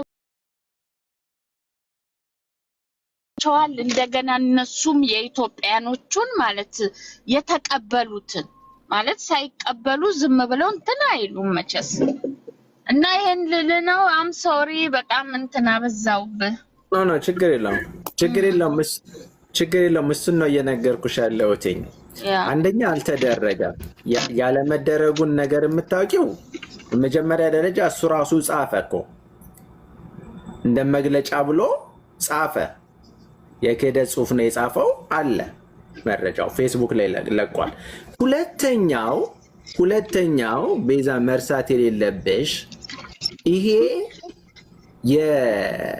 የሃይማኖት ጉዳይ ስለሆነ ሰዎችን አነጋግሮ አባቶችን አነጋግሮ ከሆነ ለኛ የፐርሰናል ንስሐ አይደለም። ይሄ ለኦርቶዶክሳውያን ግልጽ መደረግ ያለበት አካሄድ አለ። ያ ምንድን ነው? አሁን የምጠቅሳቸውን እነዚህን ሁሉ የሐሰት ትምህርቶች ማጥራት አለበት። አንድም ቦታ አላጠራም። ለዚህ ነው የምንናገረው። ግልጽ ነው። አሁን ይነዛ የኑፋቄ ትምህርቶች በእመቤታችን ላይ በታቦተ ሕጉ ላይ ሲዘራ የኖረውን ትምህርት አላስተካከለም፣ አላጸዳም። አሁንም እየሄደበት ነው። ዛሬ ትክክል ቢያስተምር ራሱ ትክክል አይሆንም።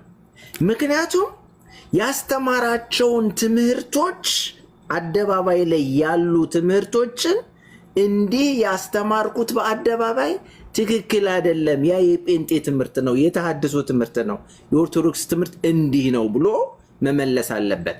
ያንን ስላላደረገ አካሄዱ ትክክል አይደለም ማለት ነው። አሁን ገባሽ በደንብ ብዬ አስባለሁ። ይሄ ነው የሆነው እና በግል ላልከው በግል ላልሽውም በግል በደንብ ተጠይቋል። እሱም ከክህደቱ አልተመለሰም። ባይዘው አሁንም እየሄደበት ነው ይህንን የሐሰት ትምህርት ለማለት ነው። አይሆፕ ተመልሶልሻል ብዬ አስባለሁ። ሌላ ክርስቶስ የምትጨምርበት ካለ ወይንም ሌሎች ሀሳብ ካላችሁ ፕሊስ።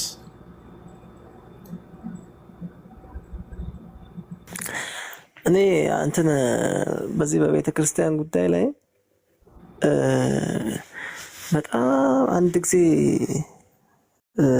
የተለየ አመለካከት እንዲኖረኝ ወይም ደግሞ ውስጤ ላይ ሰርጾ የቀረ ምንድን ነው በዚህ በተሐድሶ ጉዳይ ላይ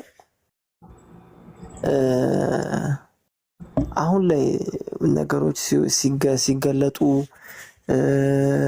በእርግጥ ሙሉ ለሙሉ አልጠራም።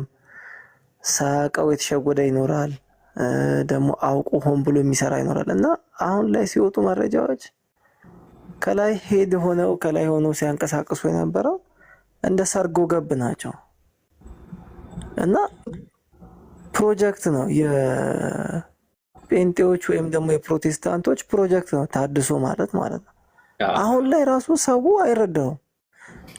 እነዚህ ከላይ ያሉ ሰዎች በጋሻው ሊሆኑ ይችላሉ። እነሱም እንትን ናቸው። እነሱም የዚህ ነገር አመንጫ አይመስሉኝም። ከእነሱም ደግሞ ላይ ደግሞ አዛዥም ይኖራቸዋል። በጀት ምናምን አድርጎ ምናምን ሰው ይህን አለ እንደ ሰንሰለት የተያያዘ ኔትወርኩን አይረዳም ሰው። በነገራችን ላይ እዚህና ደረጃ የሚጫወቱ ሰዎች ናቸው። ምን የት ድረስ እንሄዳለን ብለን ብንመረምረው ገና እስካሁን ድረስ እኔ የተረዳ ነውም አይመስለኝም። ሲጀመር ጥልቀት ያለው ነገር ነው እነዚህ ሰዎች ስራቸው። ግን እነሱ አሁን ራሱ ሰው አብዛኛው ሰው የተሐድሶን እንቅስቃሴ የሚረዳው ሰዎቹ ብዙ መጽሐፍት አንብበው አገላብጠው ምን ብለው ከዛ በኋላ ይሄ የሚሉት ነገር አለ፣ መንፈስ ቅዱስ ገለጸልኝም የሚሉት ነገር አለ። ፕላስ ደግሞ የእውቀት ደረጃችን እዚህ ደረጃ ደርሶ እኛ ራሳችን አመነጨ ነው ብሎ ሊነግሩን ነው የሚፈልጉት። ይሄ ከላይ ለእኛ ሊያስረዱ የሚፈልጉት ግን አይደለም። በደንብ ከጀርባ ያለውን ነገር ስናገላብጠው ፕሮጀክት ነው በቃ። ደግሞም እየሰራላቸው ነው። ከዛ አልፎ አሁን ሰው መንጋ እንዲሆን በቃ ውስጥ ላይ ያኔ መሰረት የተጣለው ነገር አሁን ላይ ሁላ እኔ እንጃ መቼ ጨርሰን ጠርገን እንደምናጸዳው እግዚአብሔር ያውቀው። ብዙ ሰው ውስጥም ሆኖ ገና ያልተረዳው አለ። የቱ ጋር እንዳለ የቱ ጋር እንደቆመ ውስጡን ሸርሽረውታል ሰው ማለት ነው። እና ረጋ ብለን ብናስተውል እግዚአብሔር ጊዜን እስከሰጠን ድረስ 1 ዓመትም ትሁን 5 ዓመትም ትሁን 50 ዓመትም ትሁን 5 ደቂቃም ትሁን አሁን የምንወያይበትም ይሁን እባካችሁ ሁላችንም ዝም ብለን ለምን እንዴት ደግሞ በማስረጃ ብንንቀሳቀስ ብንጠይቅ፣ ሁሉም መጠየቅ አለበት። በቃ ማንም ሰው አሁን እነሱ የተጠቀሙ ያሉት ይሄ ስም ነው። በቃ ስማቸውን ይጠቀማሉ ያን ታይትሉን ለመያዝ። ሁሉም አሁን ቀሲስ አሸናፊን እሳቸውን ብቻ ሳይሆን አብዛኞቹ ቤተ ክህነትም ሊሆን ይችላል ሌላም ቦታ ያን ቦታ ከያዙ በኋላ ንጉስ አይከሰስ ሰማይ አይታረስ እየሆኑብን ነው የተቸገርነው። እና በማስረጃ በምናምን እንዳይጠየቁ እነሱ ቦታውን ይዛሉ አስቀድመው።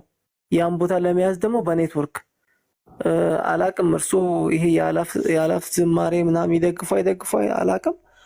እሱም እንደዛ የተመሳሳይ ነገር ነው ያለው ከጀርባው። አንዴ እንትን ቦታ ተይዟል፣ ስሙን አኝቷል። ልጁ አይጠየቅ አይነት ነገር ነው እንትን ከጀርባ ያሉት ደጋፊዎቹ ምናምን ነገርና ለምን አይጠየቅም? ሲጀመር እኮ ቃለ ምዕዳንና ቡራኬ የሚባል ነገር አለ። ሁሌ ትምህርት ከተሰጠ በኋላ የእንትኑ አገልጋይ አለቃው የቤተ ክርስቲያኑ አለቃ መጨረሻ ላይ የሚታረም ነገር ካለን እንደዚህ አውቃለሁ። ድሮ ትላልቅ እንትኖች አባቶች ይሄ እዚች ጋር እቺ ተስተካከል ብለው እዛው መድረኩ ላይ የሚሰጥ ነገር አለ። አሁን ቀረስ ነገር ጥሩ ነገር አመጣክ። አሁን ማንም እንዲናገር የሚናገር ሰው ቀንዱ ማለት ነው። በቃ የተያዘው በቃ ማንም ሰው እንዳይናገር ነው። ይብል ሌላ ቤተክርስቲያን ላይ ቀርቶ ይቅርና ሶሻል ሚዲያ ላይ ራሱ እንደዚህ አይነት ነገር እንደዚህ ተገንዝቤያለሁ እናንተ ምን ብላችኋል ከተባለ በቃ የሆነ እንደዚህ ሰውን ብሎክ ማድረግ ማድረግ ምናምን ነገር ነው የሆነ የመንጋ አይነት ነገርና ከዛ አይነት ነገር ብንወጣ ጥሩ ነው ብዬ አስባለሁ። እና ይሄ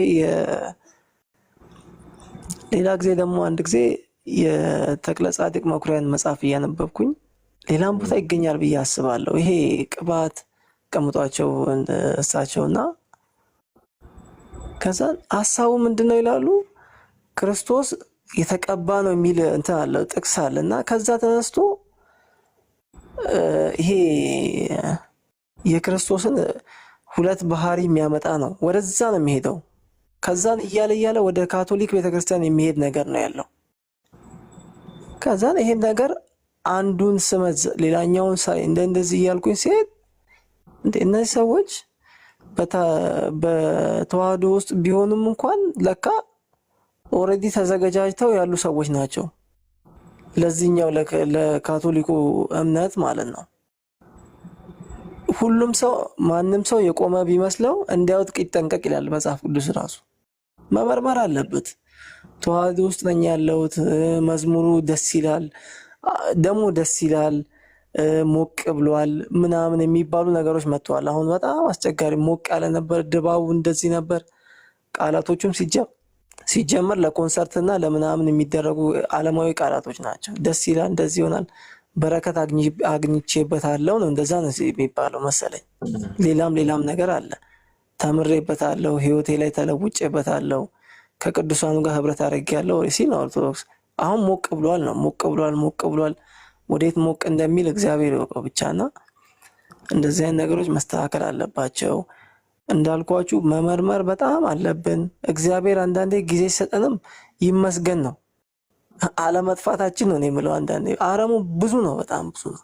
ስለዚህ እግዚአብሔር ነገርም የመንፈስ ቅዱስም ስራ ስላለ ሰው በቃ ባለው ጊዜ ይማር ይስማ ያገናዘብ ከዛ በኋላ ቤተክርስቲያን ሲያቅ እነዚህን ሰዎች እያወቀ ይላል ብዬ አስባለሁ። እና እንደዚህ ነው ያለው። መምህር ቀጥሉ። በጣም አመሰግናለሁ። የአእላፋት ዝማሬ አንስተሃል። እሱም ላይ ቪዲዮ ሰርቻለሁ መልእክት አስተላልፌያለሁ እና አንድ አይነት እሳቤ ነው ያለን በርዕስ ይዘን ከዚህ በፊት ተወያይተንበታል። ወደፊትም እንቀጥልበታል። ስለዚህ አልገባኝም ይሄኛው ጽሁፍ ድምፅና ቃላት ስለርሱ ወዳሉ ብዙ አልገባኝም ይቅርታ። ሀሳብ ያለው ሰው ጥያቄም ያለው ሰው ካለ መነጋገር እንችላለን። ተወሰኑ ደቂቃዎች ጥሩ። አሁን መምህር በጣም ይቅርታ ግን መምህር ሲል ደነገጥኩኝ እኔ ራሱ። ኤፍሬም እባላለሁ። አይኔ መምህር አይደለም። ያው ብዙ ሰዎች ለምደባቸው እንደዛ እያለ ያው ቤተክርስቲያን ያለ ከመከባበር የተነሳ ነው። እና አሁን አንተ የምትቀበለውን ኢትዮጵያ አሁን በጣም ቤተክርስቲያን እያሳዘነች ነው። በጣም እኛ ከምንወጋት ይልቅ መናፍቃኖች ከሚወጓት ይልቅ እኛ ምንወጋት ማለት ውስጥ ሆኖ የሚዋጋት ከዱሮ ጀምሮ ነው። እኔ ትዝ ይለኛል ከዱሮም ጀምሮ ከውስጥ ነው። ከዛ በኋላ ነው ተፈንቅሎ የሚወጣው ሲበዛ ማለት ከውስጥ ጀምሮ ነው ምንፍቅና የሚጀምረው ማለት። ያኔ አሁን አባታችን እዛ ላይ ቤዛይት ማርያም አትባልም ቤዛ እሱ ብቻ ነው። ያ ነገር እንግዲህ የቆየ ነው። ገባ ትዝታው እኔ ትዝ ይለኛል አፋር ክልል ሳገለግል የኔ ናርዶስ ሞቅ አድርገን እንዘምር ነው። የኔ ናርዶስ በቃ ወደ ላይ ቆመው ነው አስቆሙን አቆሙ አሉ። ደነገጥን። ይሄ መዝሙር ሁለተኛ እንዳይዘመር አሉኝ። ለብዙ ጊዜ የምርቴ መዝሙር የእንትናን ማነች አንዘምርም ነበረ። አሁን የሆነችው የዘርፌ ብዙ ጊዜ ሆኗል ካቆምን እኛ በጣም ገና ሳትሆን እና አባቶች አንዳንድ ጊዜ ይታወቃቸዋል ምልህ አሁን ያ አባትነት አለ ወይ?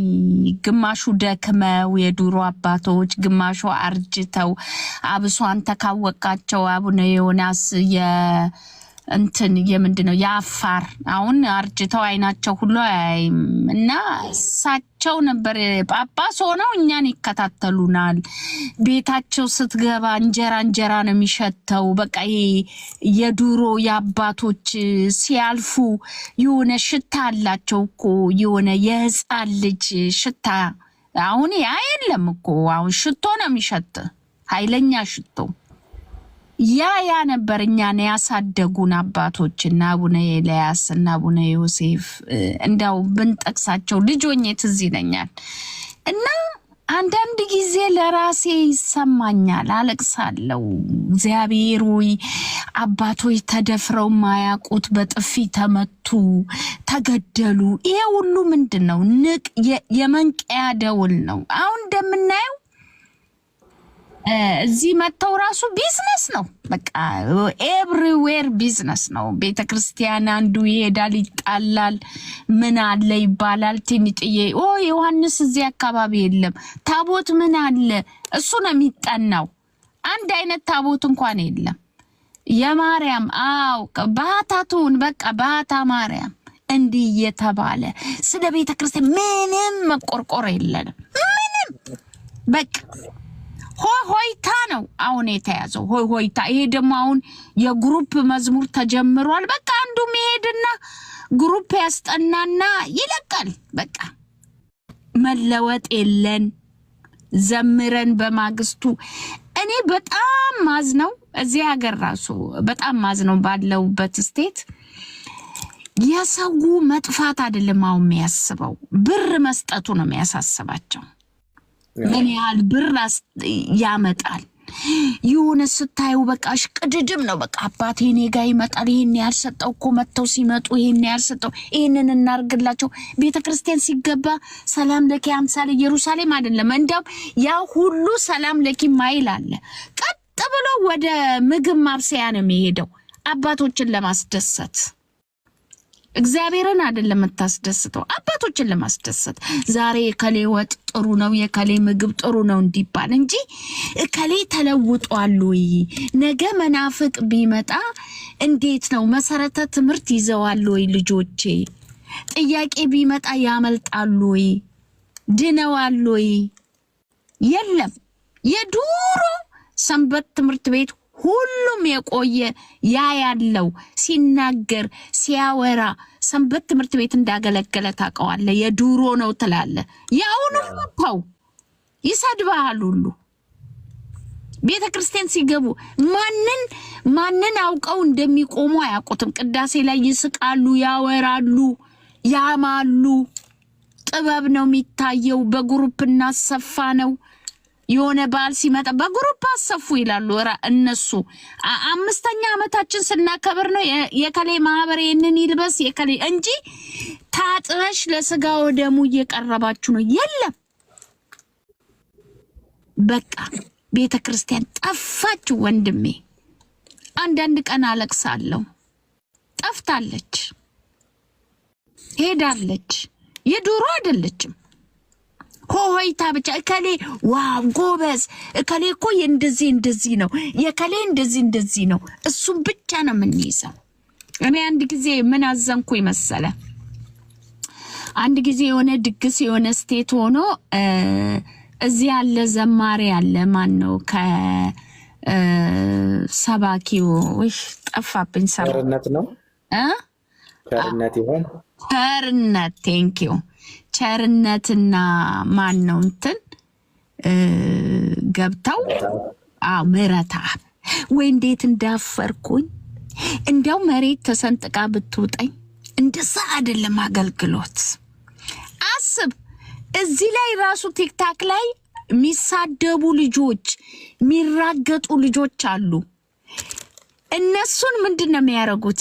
ነገ የሆነ ቤተ ክርስቲያን አለ ልጄ አብራችሁ እስቲ መዋጮ ብታወጡ ይሉና ነጠላዋን ለብሳ ትመጣለች። እሳቸው ቁጭ ይላሉ። እግዚአብሔር ያለምልምሽ የኔ ልጅ እከሌ ይሄን ያልሰጠ እከሌ ነው ያለ። ከዛ ትተዋት ይሄዳሉ። ከዛ ከሰዓት በኋላ ቁጭ ብላ ስትሳደብ ታገኛታለህ። ይሄ ነው የኛ ሃይማኖት፣ ይሄ ነው። እኔ መናፍቃኑን አይቻለሁ። እዚህ ላይ ሰብስበዋቸው ሁልጊዜ ሲጸልዩ፣ ሁልጊዜ ሲዘምሩ፣ ሰውን ለመማረክ ሁልጊዜ ጌታው እያሉ ያለቀሱ እዚህ ላይ አያቸዋለሁ። የኛ ደግሞ የሚሰረስሩት አባቶች ብር ላይ ነው ትኩረቱ። ብር እነዚህ ልጆች ይዘው ተው የለም አይ መዋጮ ይቀር። እናንተ ግን ልጆቼ በክርስትና እምነት ካላችሁ በቃ እያዋዛ ትምህርት እንዲመለሱ ከስድባቸው እንዲመለሱ ኪዳነ ምሕረት ብለው ነጠላቸውን ይለብሱና ኪዳነ ምሕረት እመቤቴ ይላሉ። ከሰዓት ደግሞ ነገ ደግሞ አደዋ አደዋ እሳይ እሳይ የትግሬኛውን የኦሮምኛውን የምኑን ከፍተው። ታዲያ ይሄ ነው የኛ ሃይማኖት። የኛ ካልተሰደበች ማን ነው የሚሰደበው? አባቶች እኮ እንደ ዱሮ የሚያከብራቸው የለም። እኛ እኮ በዚህ ከመጡ በዚህ ነው የምንሄደው። ስንት አለ። እውነቴን ነው የምልህ። ሆዴ ቁስል ብሎ ቁስል ሕፃናት ጋር ገብተው የሚለቅሙ አባቶች አሉ። እኔ እዚህ ላይ ማያቸው አባቶች አሉ። በጣም አዝናለሁ።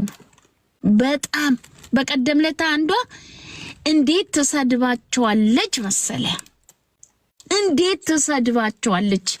እኛን ምንነታችንን ያውቃሉ እርሶ እያለች እሳቸው ሳድበው ቢሄዱ ቁጭ ብላ ልካቸው እንደዚህ ነው። ይውል በአሁን ሰዓት ምታፍርበት ሰዓት ነው። እኔ እፍር ነው የምለው፣ እውነቴን ነው የምለው።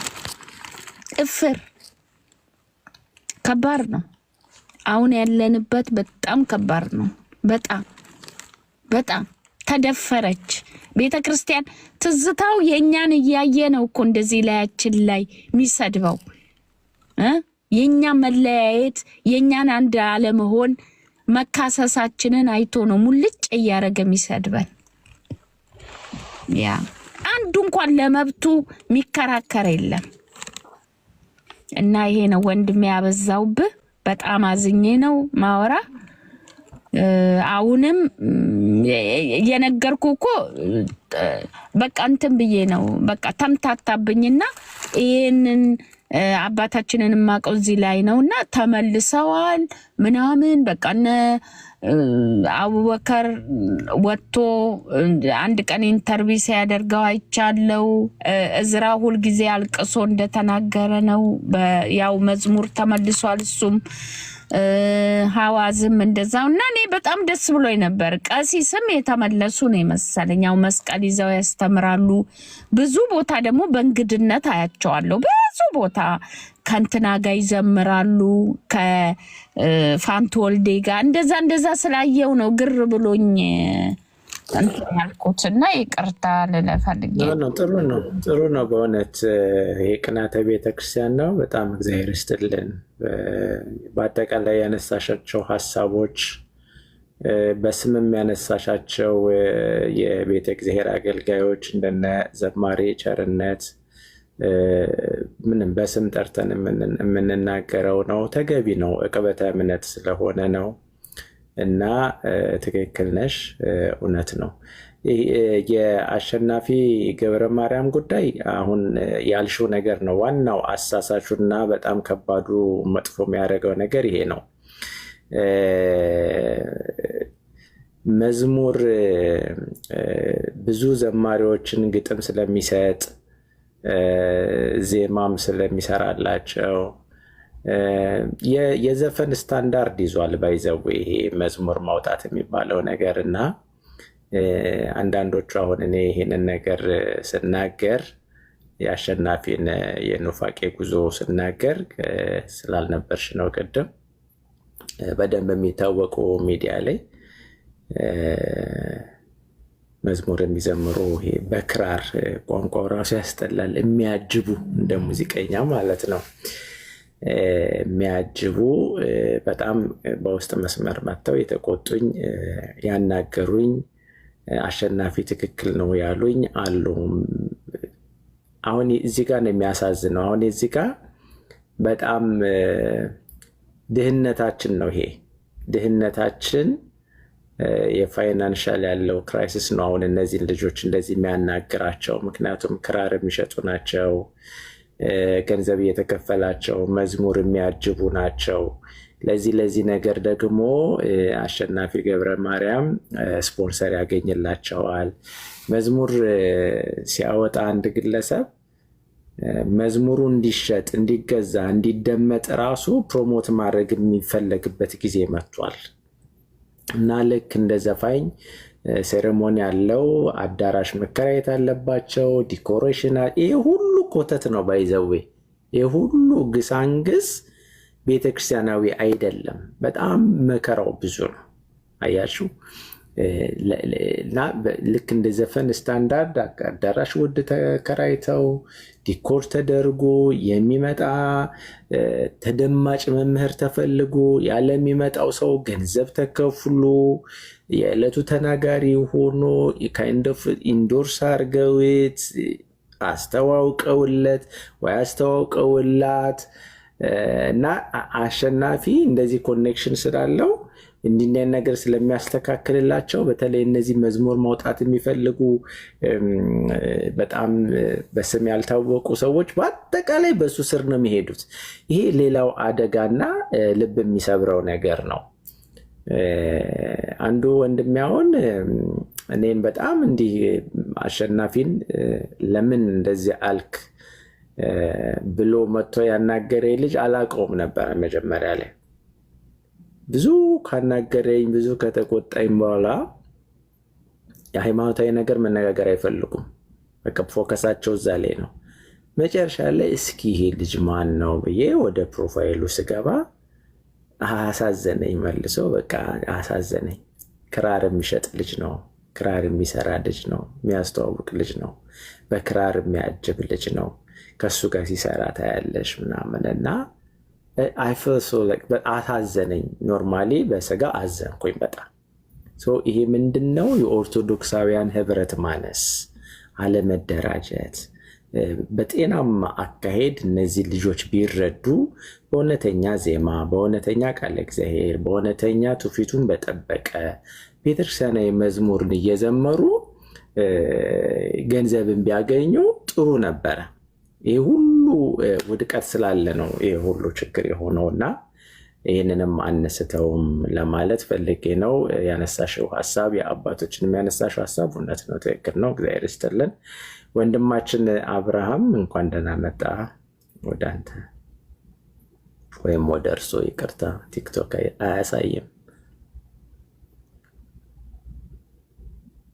አብርሃም ይሰማል?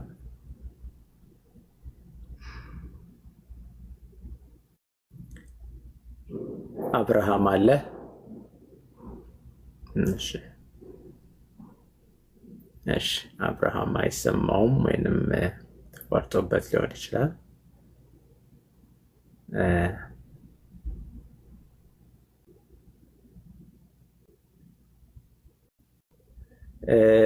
አቤል አሁን ገብቼ መዝሙሮቹን ስሰማ ቆየው። አለመጣማቸው እንደምን ይሻለናል። በነገራችን ላይ አንድ ቪዲዮ ሰርቻለሁ። መዝሙሩ ላይ ሙሉ ለሙሉ የጴንጤውን ሰውዬ ዘማሪው የጴንጤው ጌታ ያውቃል ምናምን የሚባል ሰው ነው። ጉግል አድርጉት አግኙት። ግን እኔ ቪዲዮ ላይ ለማሳየት አቅርቤዋለሁ። አንድ በቃ ዘፈን ማለት ነው። ደህና ነው ደህና ደህና የሚል መዝሙር ብሎ ያቀረበው አለ። ከጴንጤዎች ወስደው ከጴንጤ ወስዶ ትንሽ የጎተት አድርጎት ቃል በቃል ነው እየዘመረ ያለው። በጣም ባይዘው እኔ የአሸናፊ ገብረ ማርያም ቤተክርስቲያን አባቶቻችን ተነስተው እንደው አንዳንድ አሰራር ካልተስተካከለ በጣም አደገኛ ነው። በተለይ አሸናፊ በጣም አደገኛ ነው። ባይዘዌ በመዝሙር ክፍል ያደጋችሁ ሰዎች ታውቃላችሁ። አሁን የአሸናፊ የሚባል አይነት የመዝሙር ስልተ ምት እንደመጣ ነው እኔ የማውቀው። የአጨባጨቡ ራሱ እንደዚህ ነው የሆነ ደህና ነው ደህና ደህና ደህና ነው ደህና ደህና የሚል ነገር አለው። ይሄ መዝሙር አይደለም። ቅዱስ ያሬድ በጣም ከባድ ነው። አንደኛ እንዳልኳችሁ ነገረ ቅዱሳንን የተዉ ናቸው። ያንን ማስተው ነው የሚፈልጉት። አንድ ያንን ተያይዞ ያሬዳዊ ዜማ እንዲወጣ እንዲቀየር ነው የሚሰሩት ያሉት። በመናበብ ነው እና እዩት። ትንሽ እንደማሳያ ቪዲዮ ሰርቻለሁ እና በጣም ነው የሚያሳዝነው። ባይዘዌ በጣም ነው የሚያሳዝነው እና አካሄዳቸው በጣም አደገኛ ነው ለማለት ፈልጌ ነው። ሌላ ሀሳብ ያለው ሰው ካለ ትጨምሩበት ካለ። አብርሃም ከተሰማ ያጠቃለልን እንሄዳለን። ጥሩ ውይይት ነበር። ባይዘዌ አንድ ቃል እግዚአብሔር ላነበው እወዳለሁ። በሐዋርያው ጳውሎስ አሁን አንዱ በጣም ልናስተውልበት የሚገባው ምንድን ነው? እንደዚህ የሚል ቃል አለ። ወንድሞች ሆይ ወደ ሮሜ ሰዎች የላከው ነው። ምዕራፍ 16 ላይ እናገኘዋለን። ወደ ቁጥር 17 ወንድሞች ሆይ እናንተ የተማራችሁትን ትምህርት የሚቃወሙትን መለያየትንና ማሰናከያን የሚያደርጉትን ሰዎች እንድትመለከቱ እለምናችኋለሁ ይልና ከእነርሱ ዘንድ ፈቀቅ በሉ ይላል። ከነ አሸናፊ ገብረ ማርያም ትምህርት፣ መልእክት፣ መዝሙር እነሱ በሚሉት ፈቀቅ ማለት ያስፈልጋል። በግልጽ ስነግራችሁ ከዚህ ምክንያቱም ቅድም ተነጋግረናል።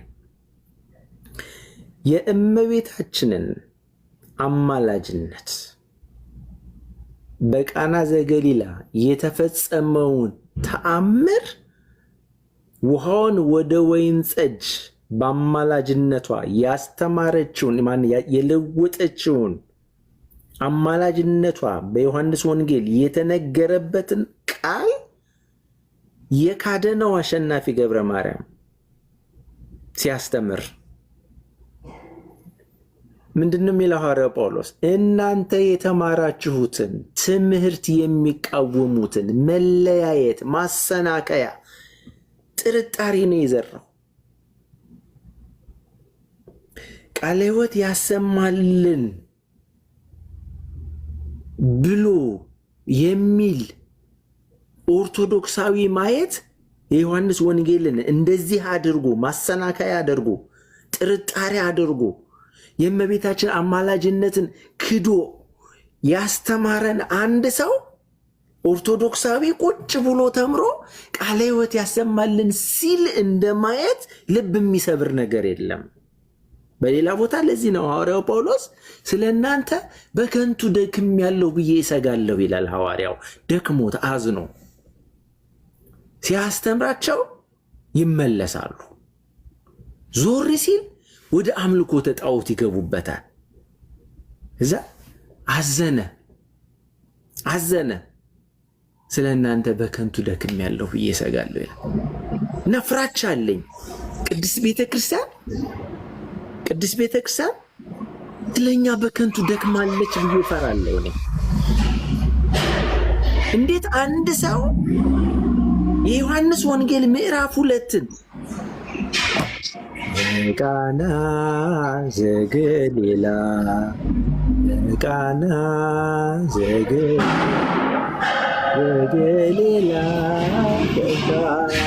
ሆነ ብሎ ዘምሮ አድጎ በቃና በገሊላ ማለት ደስታ ማለት ነው። ደስታ ሆነ፣ እልልታ ሆነ። ውሃ ወደ ወይን ጠጅ ተለወጠ። እመቤታችን የልባቸውን አወቀች፣ አደረሰችላቸው። ሙሽሮቹን ከሐዘን አወጣቻቸው።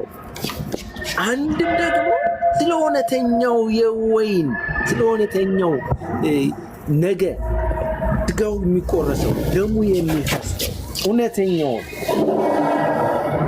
አመላከተች። በቤተክርስቲያን ተተርጉሞ የሚነገረውን ትምህርት አቃሎ ንቆ ልክ አንድ ሰው ከሆደ ጥሩ ሰው መልካም ነገር እንደሚማረው ሁሉ ከእመቤታችን ምን ተማራችሁ ብሎ አንድ ሰው ሲያስተምር ትምህርቱን ሲጨርስ ቃሉን ታሰማለህ የሚል ነስ በቃ በከንቱ ቤተክርስቲያን ደክማለች። ይህ ነው የሚያሳዝነው። ምንድነው ስሙ? ከብቶች ወይንም በሬዎች በረታቸውን ያውቁታል፣ ጋጣቸውን ያውቁታል። ከብቶች ጋጣቸውን ያውቁታል፣ ማሳውንም ያውቁታል። እስራኤል ግን እኔን አላወቀኝም፣ ልጅን ወለድኩኝ ነገር ግን መካን ሆንኩኝ ተብሎ በመጽሐፍ እንደተጻፈ ቤተክርስቲያን ይህን ሁሉ አስተምራ እመቤታችንን ያክል መስቀል ይዞ አንድ ሰው ሲክድ ሲያስክድ ቃለ እግዚአብሔርን አጣሞ ሲናገር ቃለ ሕይወት ያሰማለን የሚል ምእመን ማየት በጣም ልብ ይሰብራል። ለዛ ነው ዕቅበተ እምነት የሚባለውና ለዚህ ነው ሐዋርያው ጳውሎስ እንደነዚህ ያሉትን ሰዎች እንድትመለከቱ እንድታስተውሉ እለምናችኋለሁ ይላል እና ከነርሱ ዘንድ ፈቀቅ በሉ ይላል። ይሄ ነው፣ ይህንን ለማለት ነው። እግዚአብሔር ይስጥልኝ። እዚህ ጋር መጨምረው ነገር አንድ ወንድሜ መሰለክ፣ አንድ ሰው በነገራችን ላይ ቅዱሳንና እመቤታችን ላይ ከተንሸራተተ አይቆምም እኮ ታውቃለህ መምህር። ከዛን ይቀጥላል፣ ስጋዬን ደግሞ ይጠራጠራል። ከዛ በኋላ ሚስጥረ ስላሴም ደግሞ ይፋለሳል እንደገና ተመልሶ። ምን ለማለት ነው? የእመቤታችን የአምላክ እናትነቷን ከተጠራጠረ፣ ምክንያቱም ከፍጡራን በላይ ከፈጣሪ በታች ብለን ነው እኛ ምናምን። ሲጠራጠር ከዛ በኋላ ስጋይን ይጠራጠራል። ከዛ በኋላ ሄድና ደግሞ አማላጅ ነው ይላል ፈጣሪን ራሱ በስጋ እና ብዙ ጊዜ አባቶቻችን እመቤታችን ላይ እዛው እንዲያጠነጥን ያደረጉት ብዙ ነገር ሚስጥር አለው ብዙ ጊዜ እና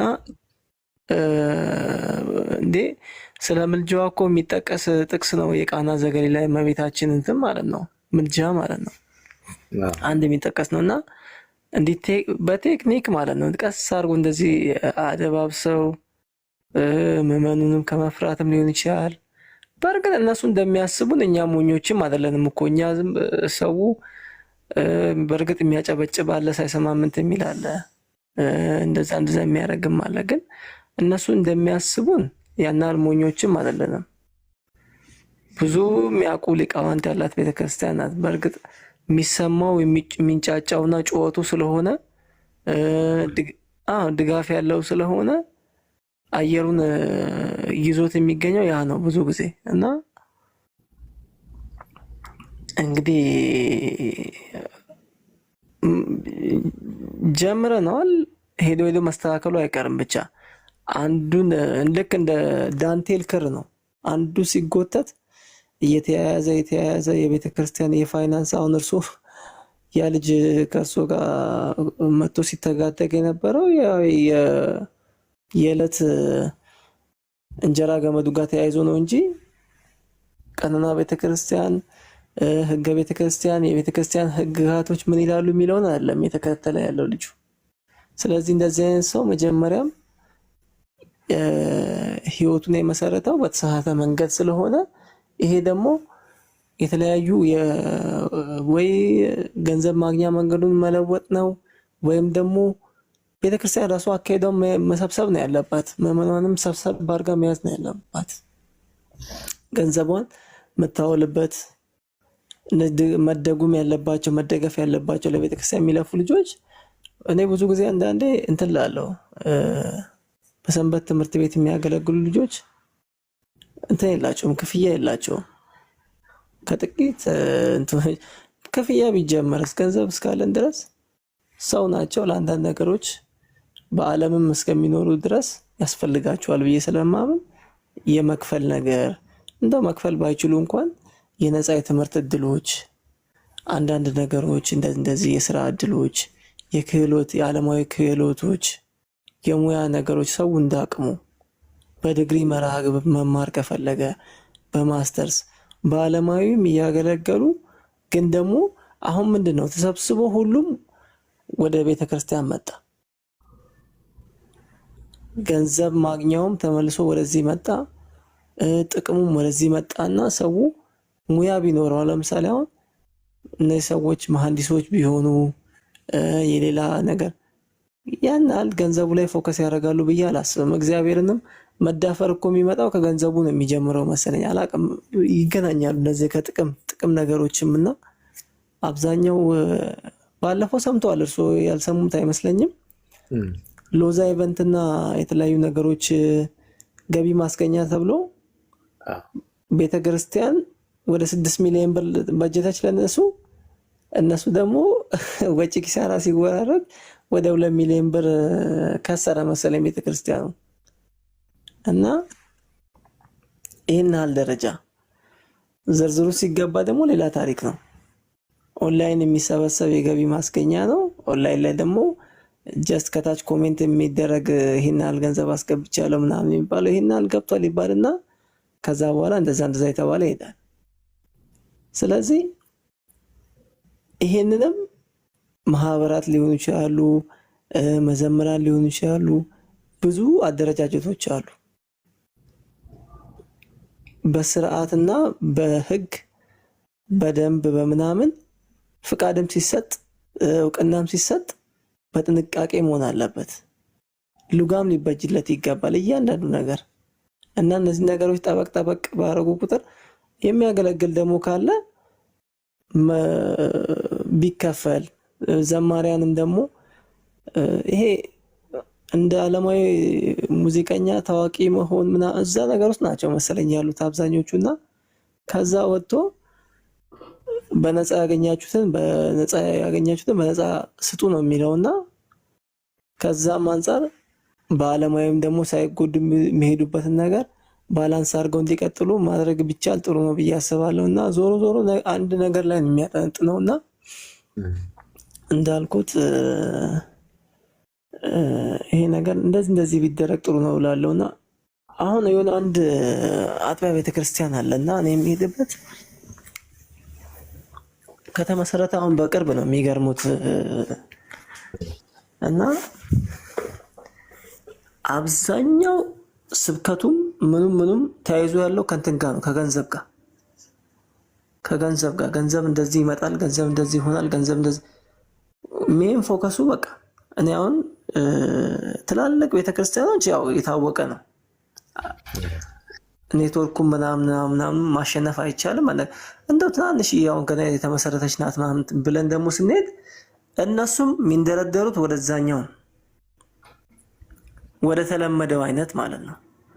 ዘማሪያኑም ገና ከትንሽነት ሲጀምሩ ወደዛ ነው የሚሄዱት። እንደ ድሮ ለበረከት ለምናምን የሚባል ነገር ቀርቷል።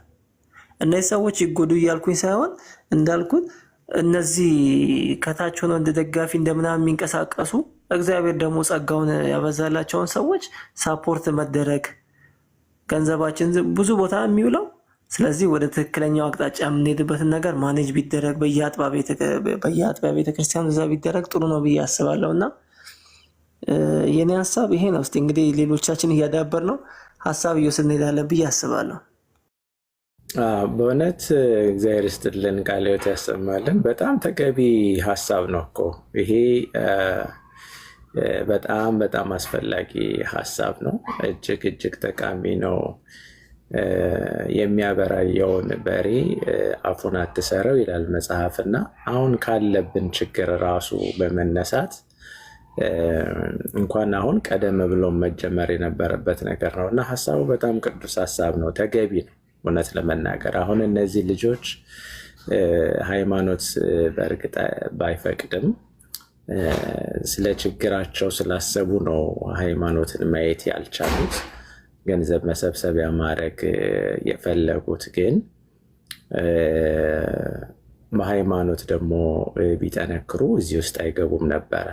በሃይማኖት ደግሞ እስኪጠነክሩ ፋይናንሻሊ ደግሞ የሆነ ራሳቸውን መቻል የሚችሉ ልጆች ቢሆኑ ኖሮ ለእንደዚህ አይነት ነገር አይጋለጡም ነበርና ነገሩ በጣም ውስብስብና አንዱ አንዱን ነገር አፌክት የሚያደርገው ነው። ይህ ሁሉ የአስተዳደር ጉዳይ ነው፣ የአስተዳደር ችግር ነው። ግን ኮንሲደር የሚደረግ ኦርቶዶክሳዊ ህብረት አንድነት ሲፈጠር በደንብ ኔትወርክ እየተኮነ በውጭም ሀገር በውስጥ በሀገርም ያለ ሰው ተናቦ መስራት ሲጀምር፣ ቤተክርስቲያንን መጠበቅ ሲጀምር እነዚህ ነገሮች ሁሉ የማይሰሩበት ምንም ምክንያት የለም ብዬ አምናለሁ። እና በጣም ግሩም ሀሳብ ነው ያቀረብክልን ነው እንደሚዋ እግዚአብሔር ይስጥልን። አብርሃም ስንጠራህ አልሰማህንም? አሁን ካለክ ይሰማል? አብርሃም ገስት ላይ ስላለህ ነው። አብርሃም የለም። መልካም ጥያቄ ካለ ሁላችሁም ከታች የምትሰሙ ወንድሞች እህቶች እስካሁን ስለሰማችሁ ስለተከታተላችሁ እግዚአብሔር ይስጥልን ሁላችሁንም። እንደዚህ ሲመቸን እየመጣን ቅበተ እምነት ላይ እንነጋገራለን። እኔ እንደ እግዚአብሔር ፈቃድ በቅበተ እምነት ዙሪያ ላይ ነው የማተኩረው ከድሮም ጀምሮና ጎበዝ አይደለሁም፣ ቶሎ አልመጣም፣ ግን ቪዲዮ እየሰራው እለቃለሁ ያቅሜን። እንደዚህ ደግሞ ጊዜ ሳገኝ ስችል መደዳውን፣ አንዳንዴ ደግሞ ዋንስ እና ዊክ ኦር ትዋይስ እንደዚህ ብቅ እላለሁ እና እንነጋገር፣ እንማማር፣ እንወያይ ስለ ቤተክርስቲያናችን ኦርቶዶክሳዊ እይታ፣ ኦርቶዶክሳዊ አንድነት እንዲኖረን በያለንበት እንትጋ ለማለት እወዳለሁ። እሺ ሰው ጥያቄ ካለ ወደ መጨረሻው ደርሰናል። ጥያቄ ካለ በነገራችን ላይ 2 ሰዓት 3 ሰዓት በጣም ጥሩ ነው እኮ በቲክቶክ እንደውም ረጅም ሰዓት ነው፣ 4 ሰዓት አሁን ለ7-10 ጉዳይ ሊሆን ነው እኔ ባለሁበት ሀገር። ወደ 3 ሰዓት ቁጭ አልን ማለት ነው። በጣም ጤናማ ነው፣ በጣም በቂ ነው። ጥሩ ውይይት ነው ብዬ አስባለሁ። እሺ ኪው ጥያቄ ካለ ምልክት ስጡኝ። ዲያቆን ገብሬ እንደምን አለ? እንኳን ደህና መጣ። እየው ከታች ሌሎቻችሁም ጥያቄ ካለ ልቀበልና ወይንም ሀሳብ ካለ እስካሁን ቁጭ ብሎ ሰው ከመጀመሪያው ጀምሮ የነበራችሁ ስላላችሁ ሀሳብ መስጠት፣ ጥያቄ መጠየቅ ይገባል። ያላችሁ ከሆነ ጊዜ መስጠት አለብኝ። ትንሽ ልጠብቃችሁና እናበቃለን። እግዚአብሔር ይመስገን፣ እግዚአብሔር ይመስገን። ዲያቆን ገብሬ እግዚአብሔር ይመስገን በቸርነቱ።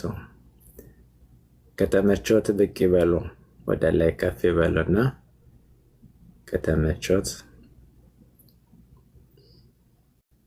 እየነዳህ ነው። እሺ ኪው እና ዛሬ ጥሩ ውይይት አድርገናል። ሀሳብ ያላችሁ ሰዎች፣ ጥያቄ ያላችሁ ሰዎች እንቀበላለን። መምህር ለተሰጠኝ ሰዓት አመሰግናለሁ። በኢትዮጵያ ሰዓቱ ለእኩለ ሌሊት ነው። በቃ ልውረድ። አመሰግናለሁ። በጣም ከልብ አመሰግናለሁ። እሺ እግዚአብሔር ይስጥልኝ። ሰላም እደርልኝ። እሺ ቴንክ ዩ።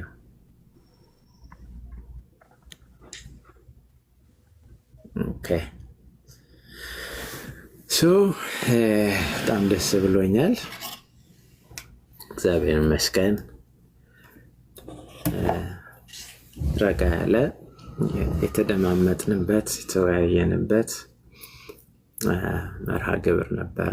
በጣም በቂ ነው እላለሁ። እግዚአብሔር ይህንን ለበረከት ለረድኤት ያደርግልን። ሀገራችን ኢትዮጵያን ሰላም ያደርግልን። አብርሃም አለክ አሁንም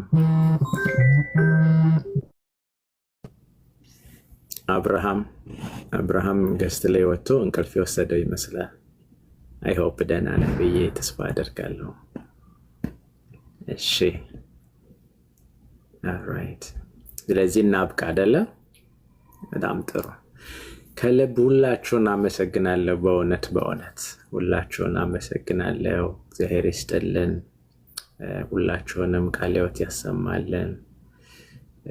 በሁሉም መንገድ አብራችሁ የቆያችሁ ስለ ሃይማኖታችሁ እግዚአብሔር በእምነታቸው የጸኑ በረከት ረድኤት የተቀበሉ የቅዱሳን አባቶቻችን በረከታቸው ረድኤታቸው ምንም ጥርጥር የሌለባት ጽኑ እምነታቸው በሁላችን ላይ ይደርብን። በመከራ ጊዜ የደረሰላቸው አምላካችን መድኃኔዓለም ክርስቶስ በተቸገርን በጨነቀን መከራ ባገኘን ጊዜ ሁሉ ስለ ቅዱሳኑ ብሎ ለነሱ የደረሰ አምላክ ይድረስልን። መልአኩን ለአናንያ፣ ለአዛርያ፣ ለሰለስቱ ደቂቅ፣ ለሕፃኑ እሙ ለቅዱስ ቂርቆስ፣ ለእናቱ ለኢየሉጣ፣ ለሌሎቹም ሁሉ መልአኩን ልኮ ከእሳት ያዳነ አምላክ ለእኛም መላእክቱን ይላክልን። እኛ ከማናቀው እኛ ከማናየው ከቀሳፊ በሽታ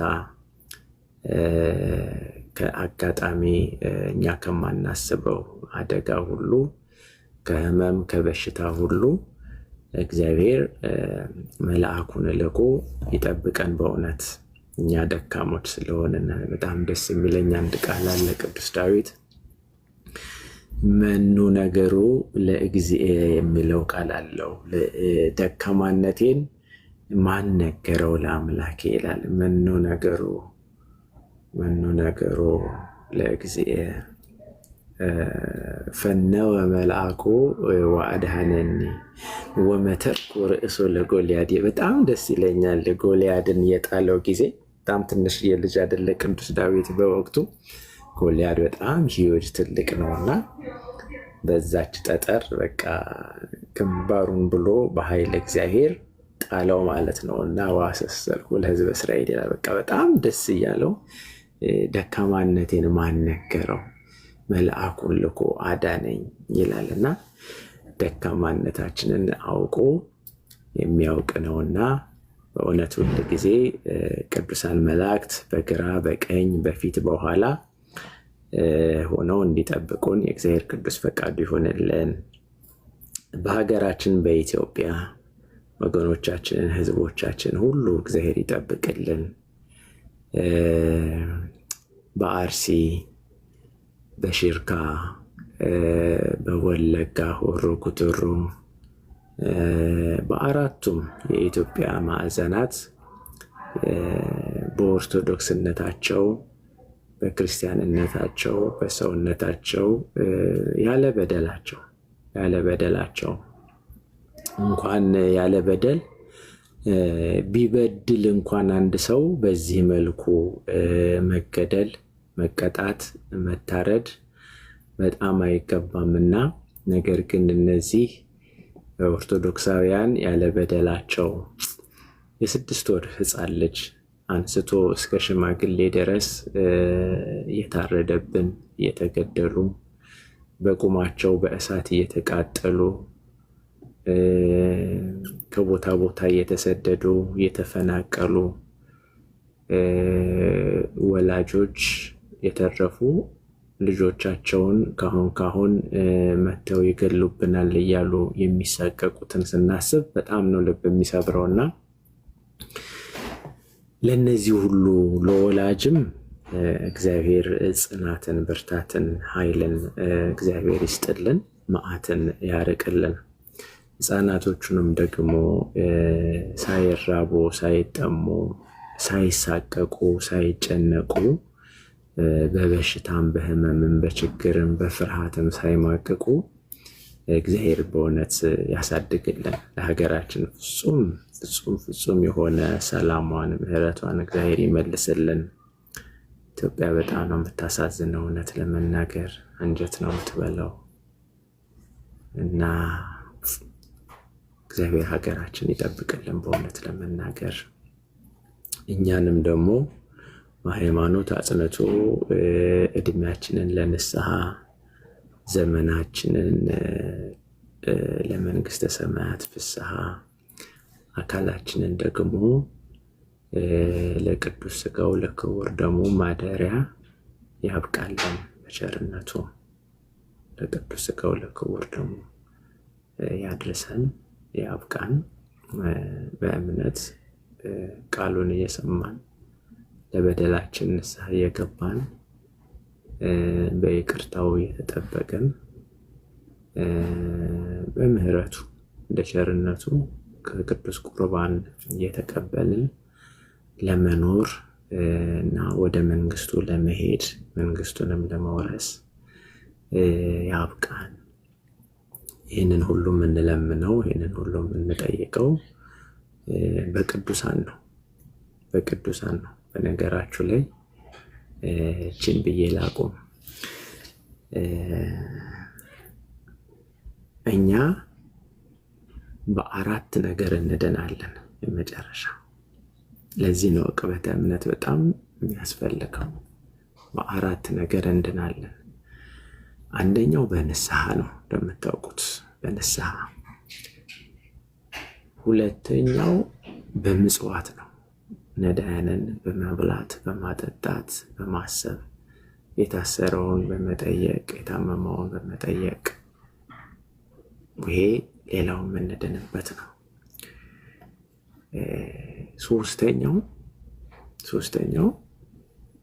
ሶስተኛው በነገረ ቅዱሳን ነው። በቅዱሳን አማላጅነት ገርማችኋል። ይሄ በጣም በጣም በጣም በጣም ትልቁ ነገር ነው። ያለ መልአክ ረዳትነት፣ ያለ እመቤታችን አማላጅነት፣ ያለ ቅዱሳን አማላጅነት፣ ያለ እነሱ ቃል ኪዳን በጾም መትጋት አንችልም። ወደ ንስሐም ለመድረስ አንችልም። ቀኖናን ለመፈጸም አንችልም። በምድር ላይ ራሱ መውጣት መግባት ፈተናውን መሸከም አንችልም። ያለ ቅዱሳን አማላጅነት ምንም ነገር ማድረግ አንችልም። ቅዱሳንን እግዚአብሔር ሰጥቶናል። ለዚህ ነው በቅዱሳን ሲመጡብን፣ በእመቤታችን ሲመጡብን ልንታገስ አይገባም። ስለዚህ በቅዱሳኑ አማላጅነት በለኒ መሐርኩከ በእንተ ማርያም፣ ስለ እናትህ ስለ ድንግል ማርያም ስትል ማርኩህ በለኝ ነው የሚለው። ስለ ቅዱሳኑ አማላጅነት ስለገባላቸው ቃል ኪዳን ብሎ ሁላችን ይቅር ይበለን ለማለት ነው። እንደ ጸሎት አይደለም፣ እንደ ምርቃት፣ እንደ ቡራኬ የትልቅ ሰው የመላጣ ሰው ምርቃት አድርጋችሁ ሰዱት። በጣም እንደ አባባም ባልሆን ያው መላጣ ሰው ትልቅ ነው አይደል? እንደዛ አድርጋችሁ ሰዱት። አባቶቻችን ጸሎት ይርዳን። ከልብ አመሰግናለሁ። እግዚአብሔር ይስጥልኝ። እግዚአብሔር ያስባችሁ። በጣም አመሰግናለሁ። በዚሁ ይብቃን ለዛሬው። ቸር ቆዩኝ። ባላችሁበት ክፉ አይንካችሁ። ሰላም ሁኑልኝ። እግዚአብሔር ይስጥልኝ። በጣም አመሰግናለሁ።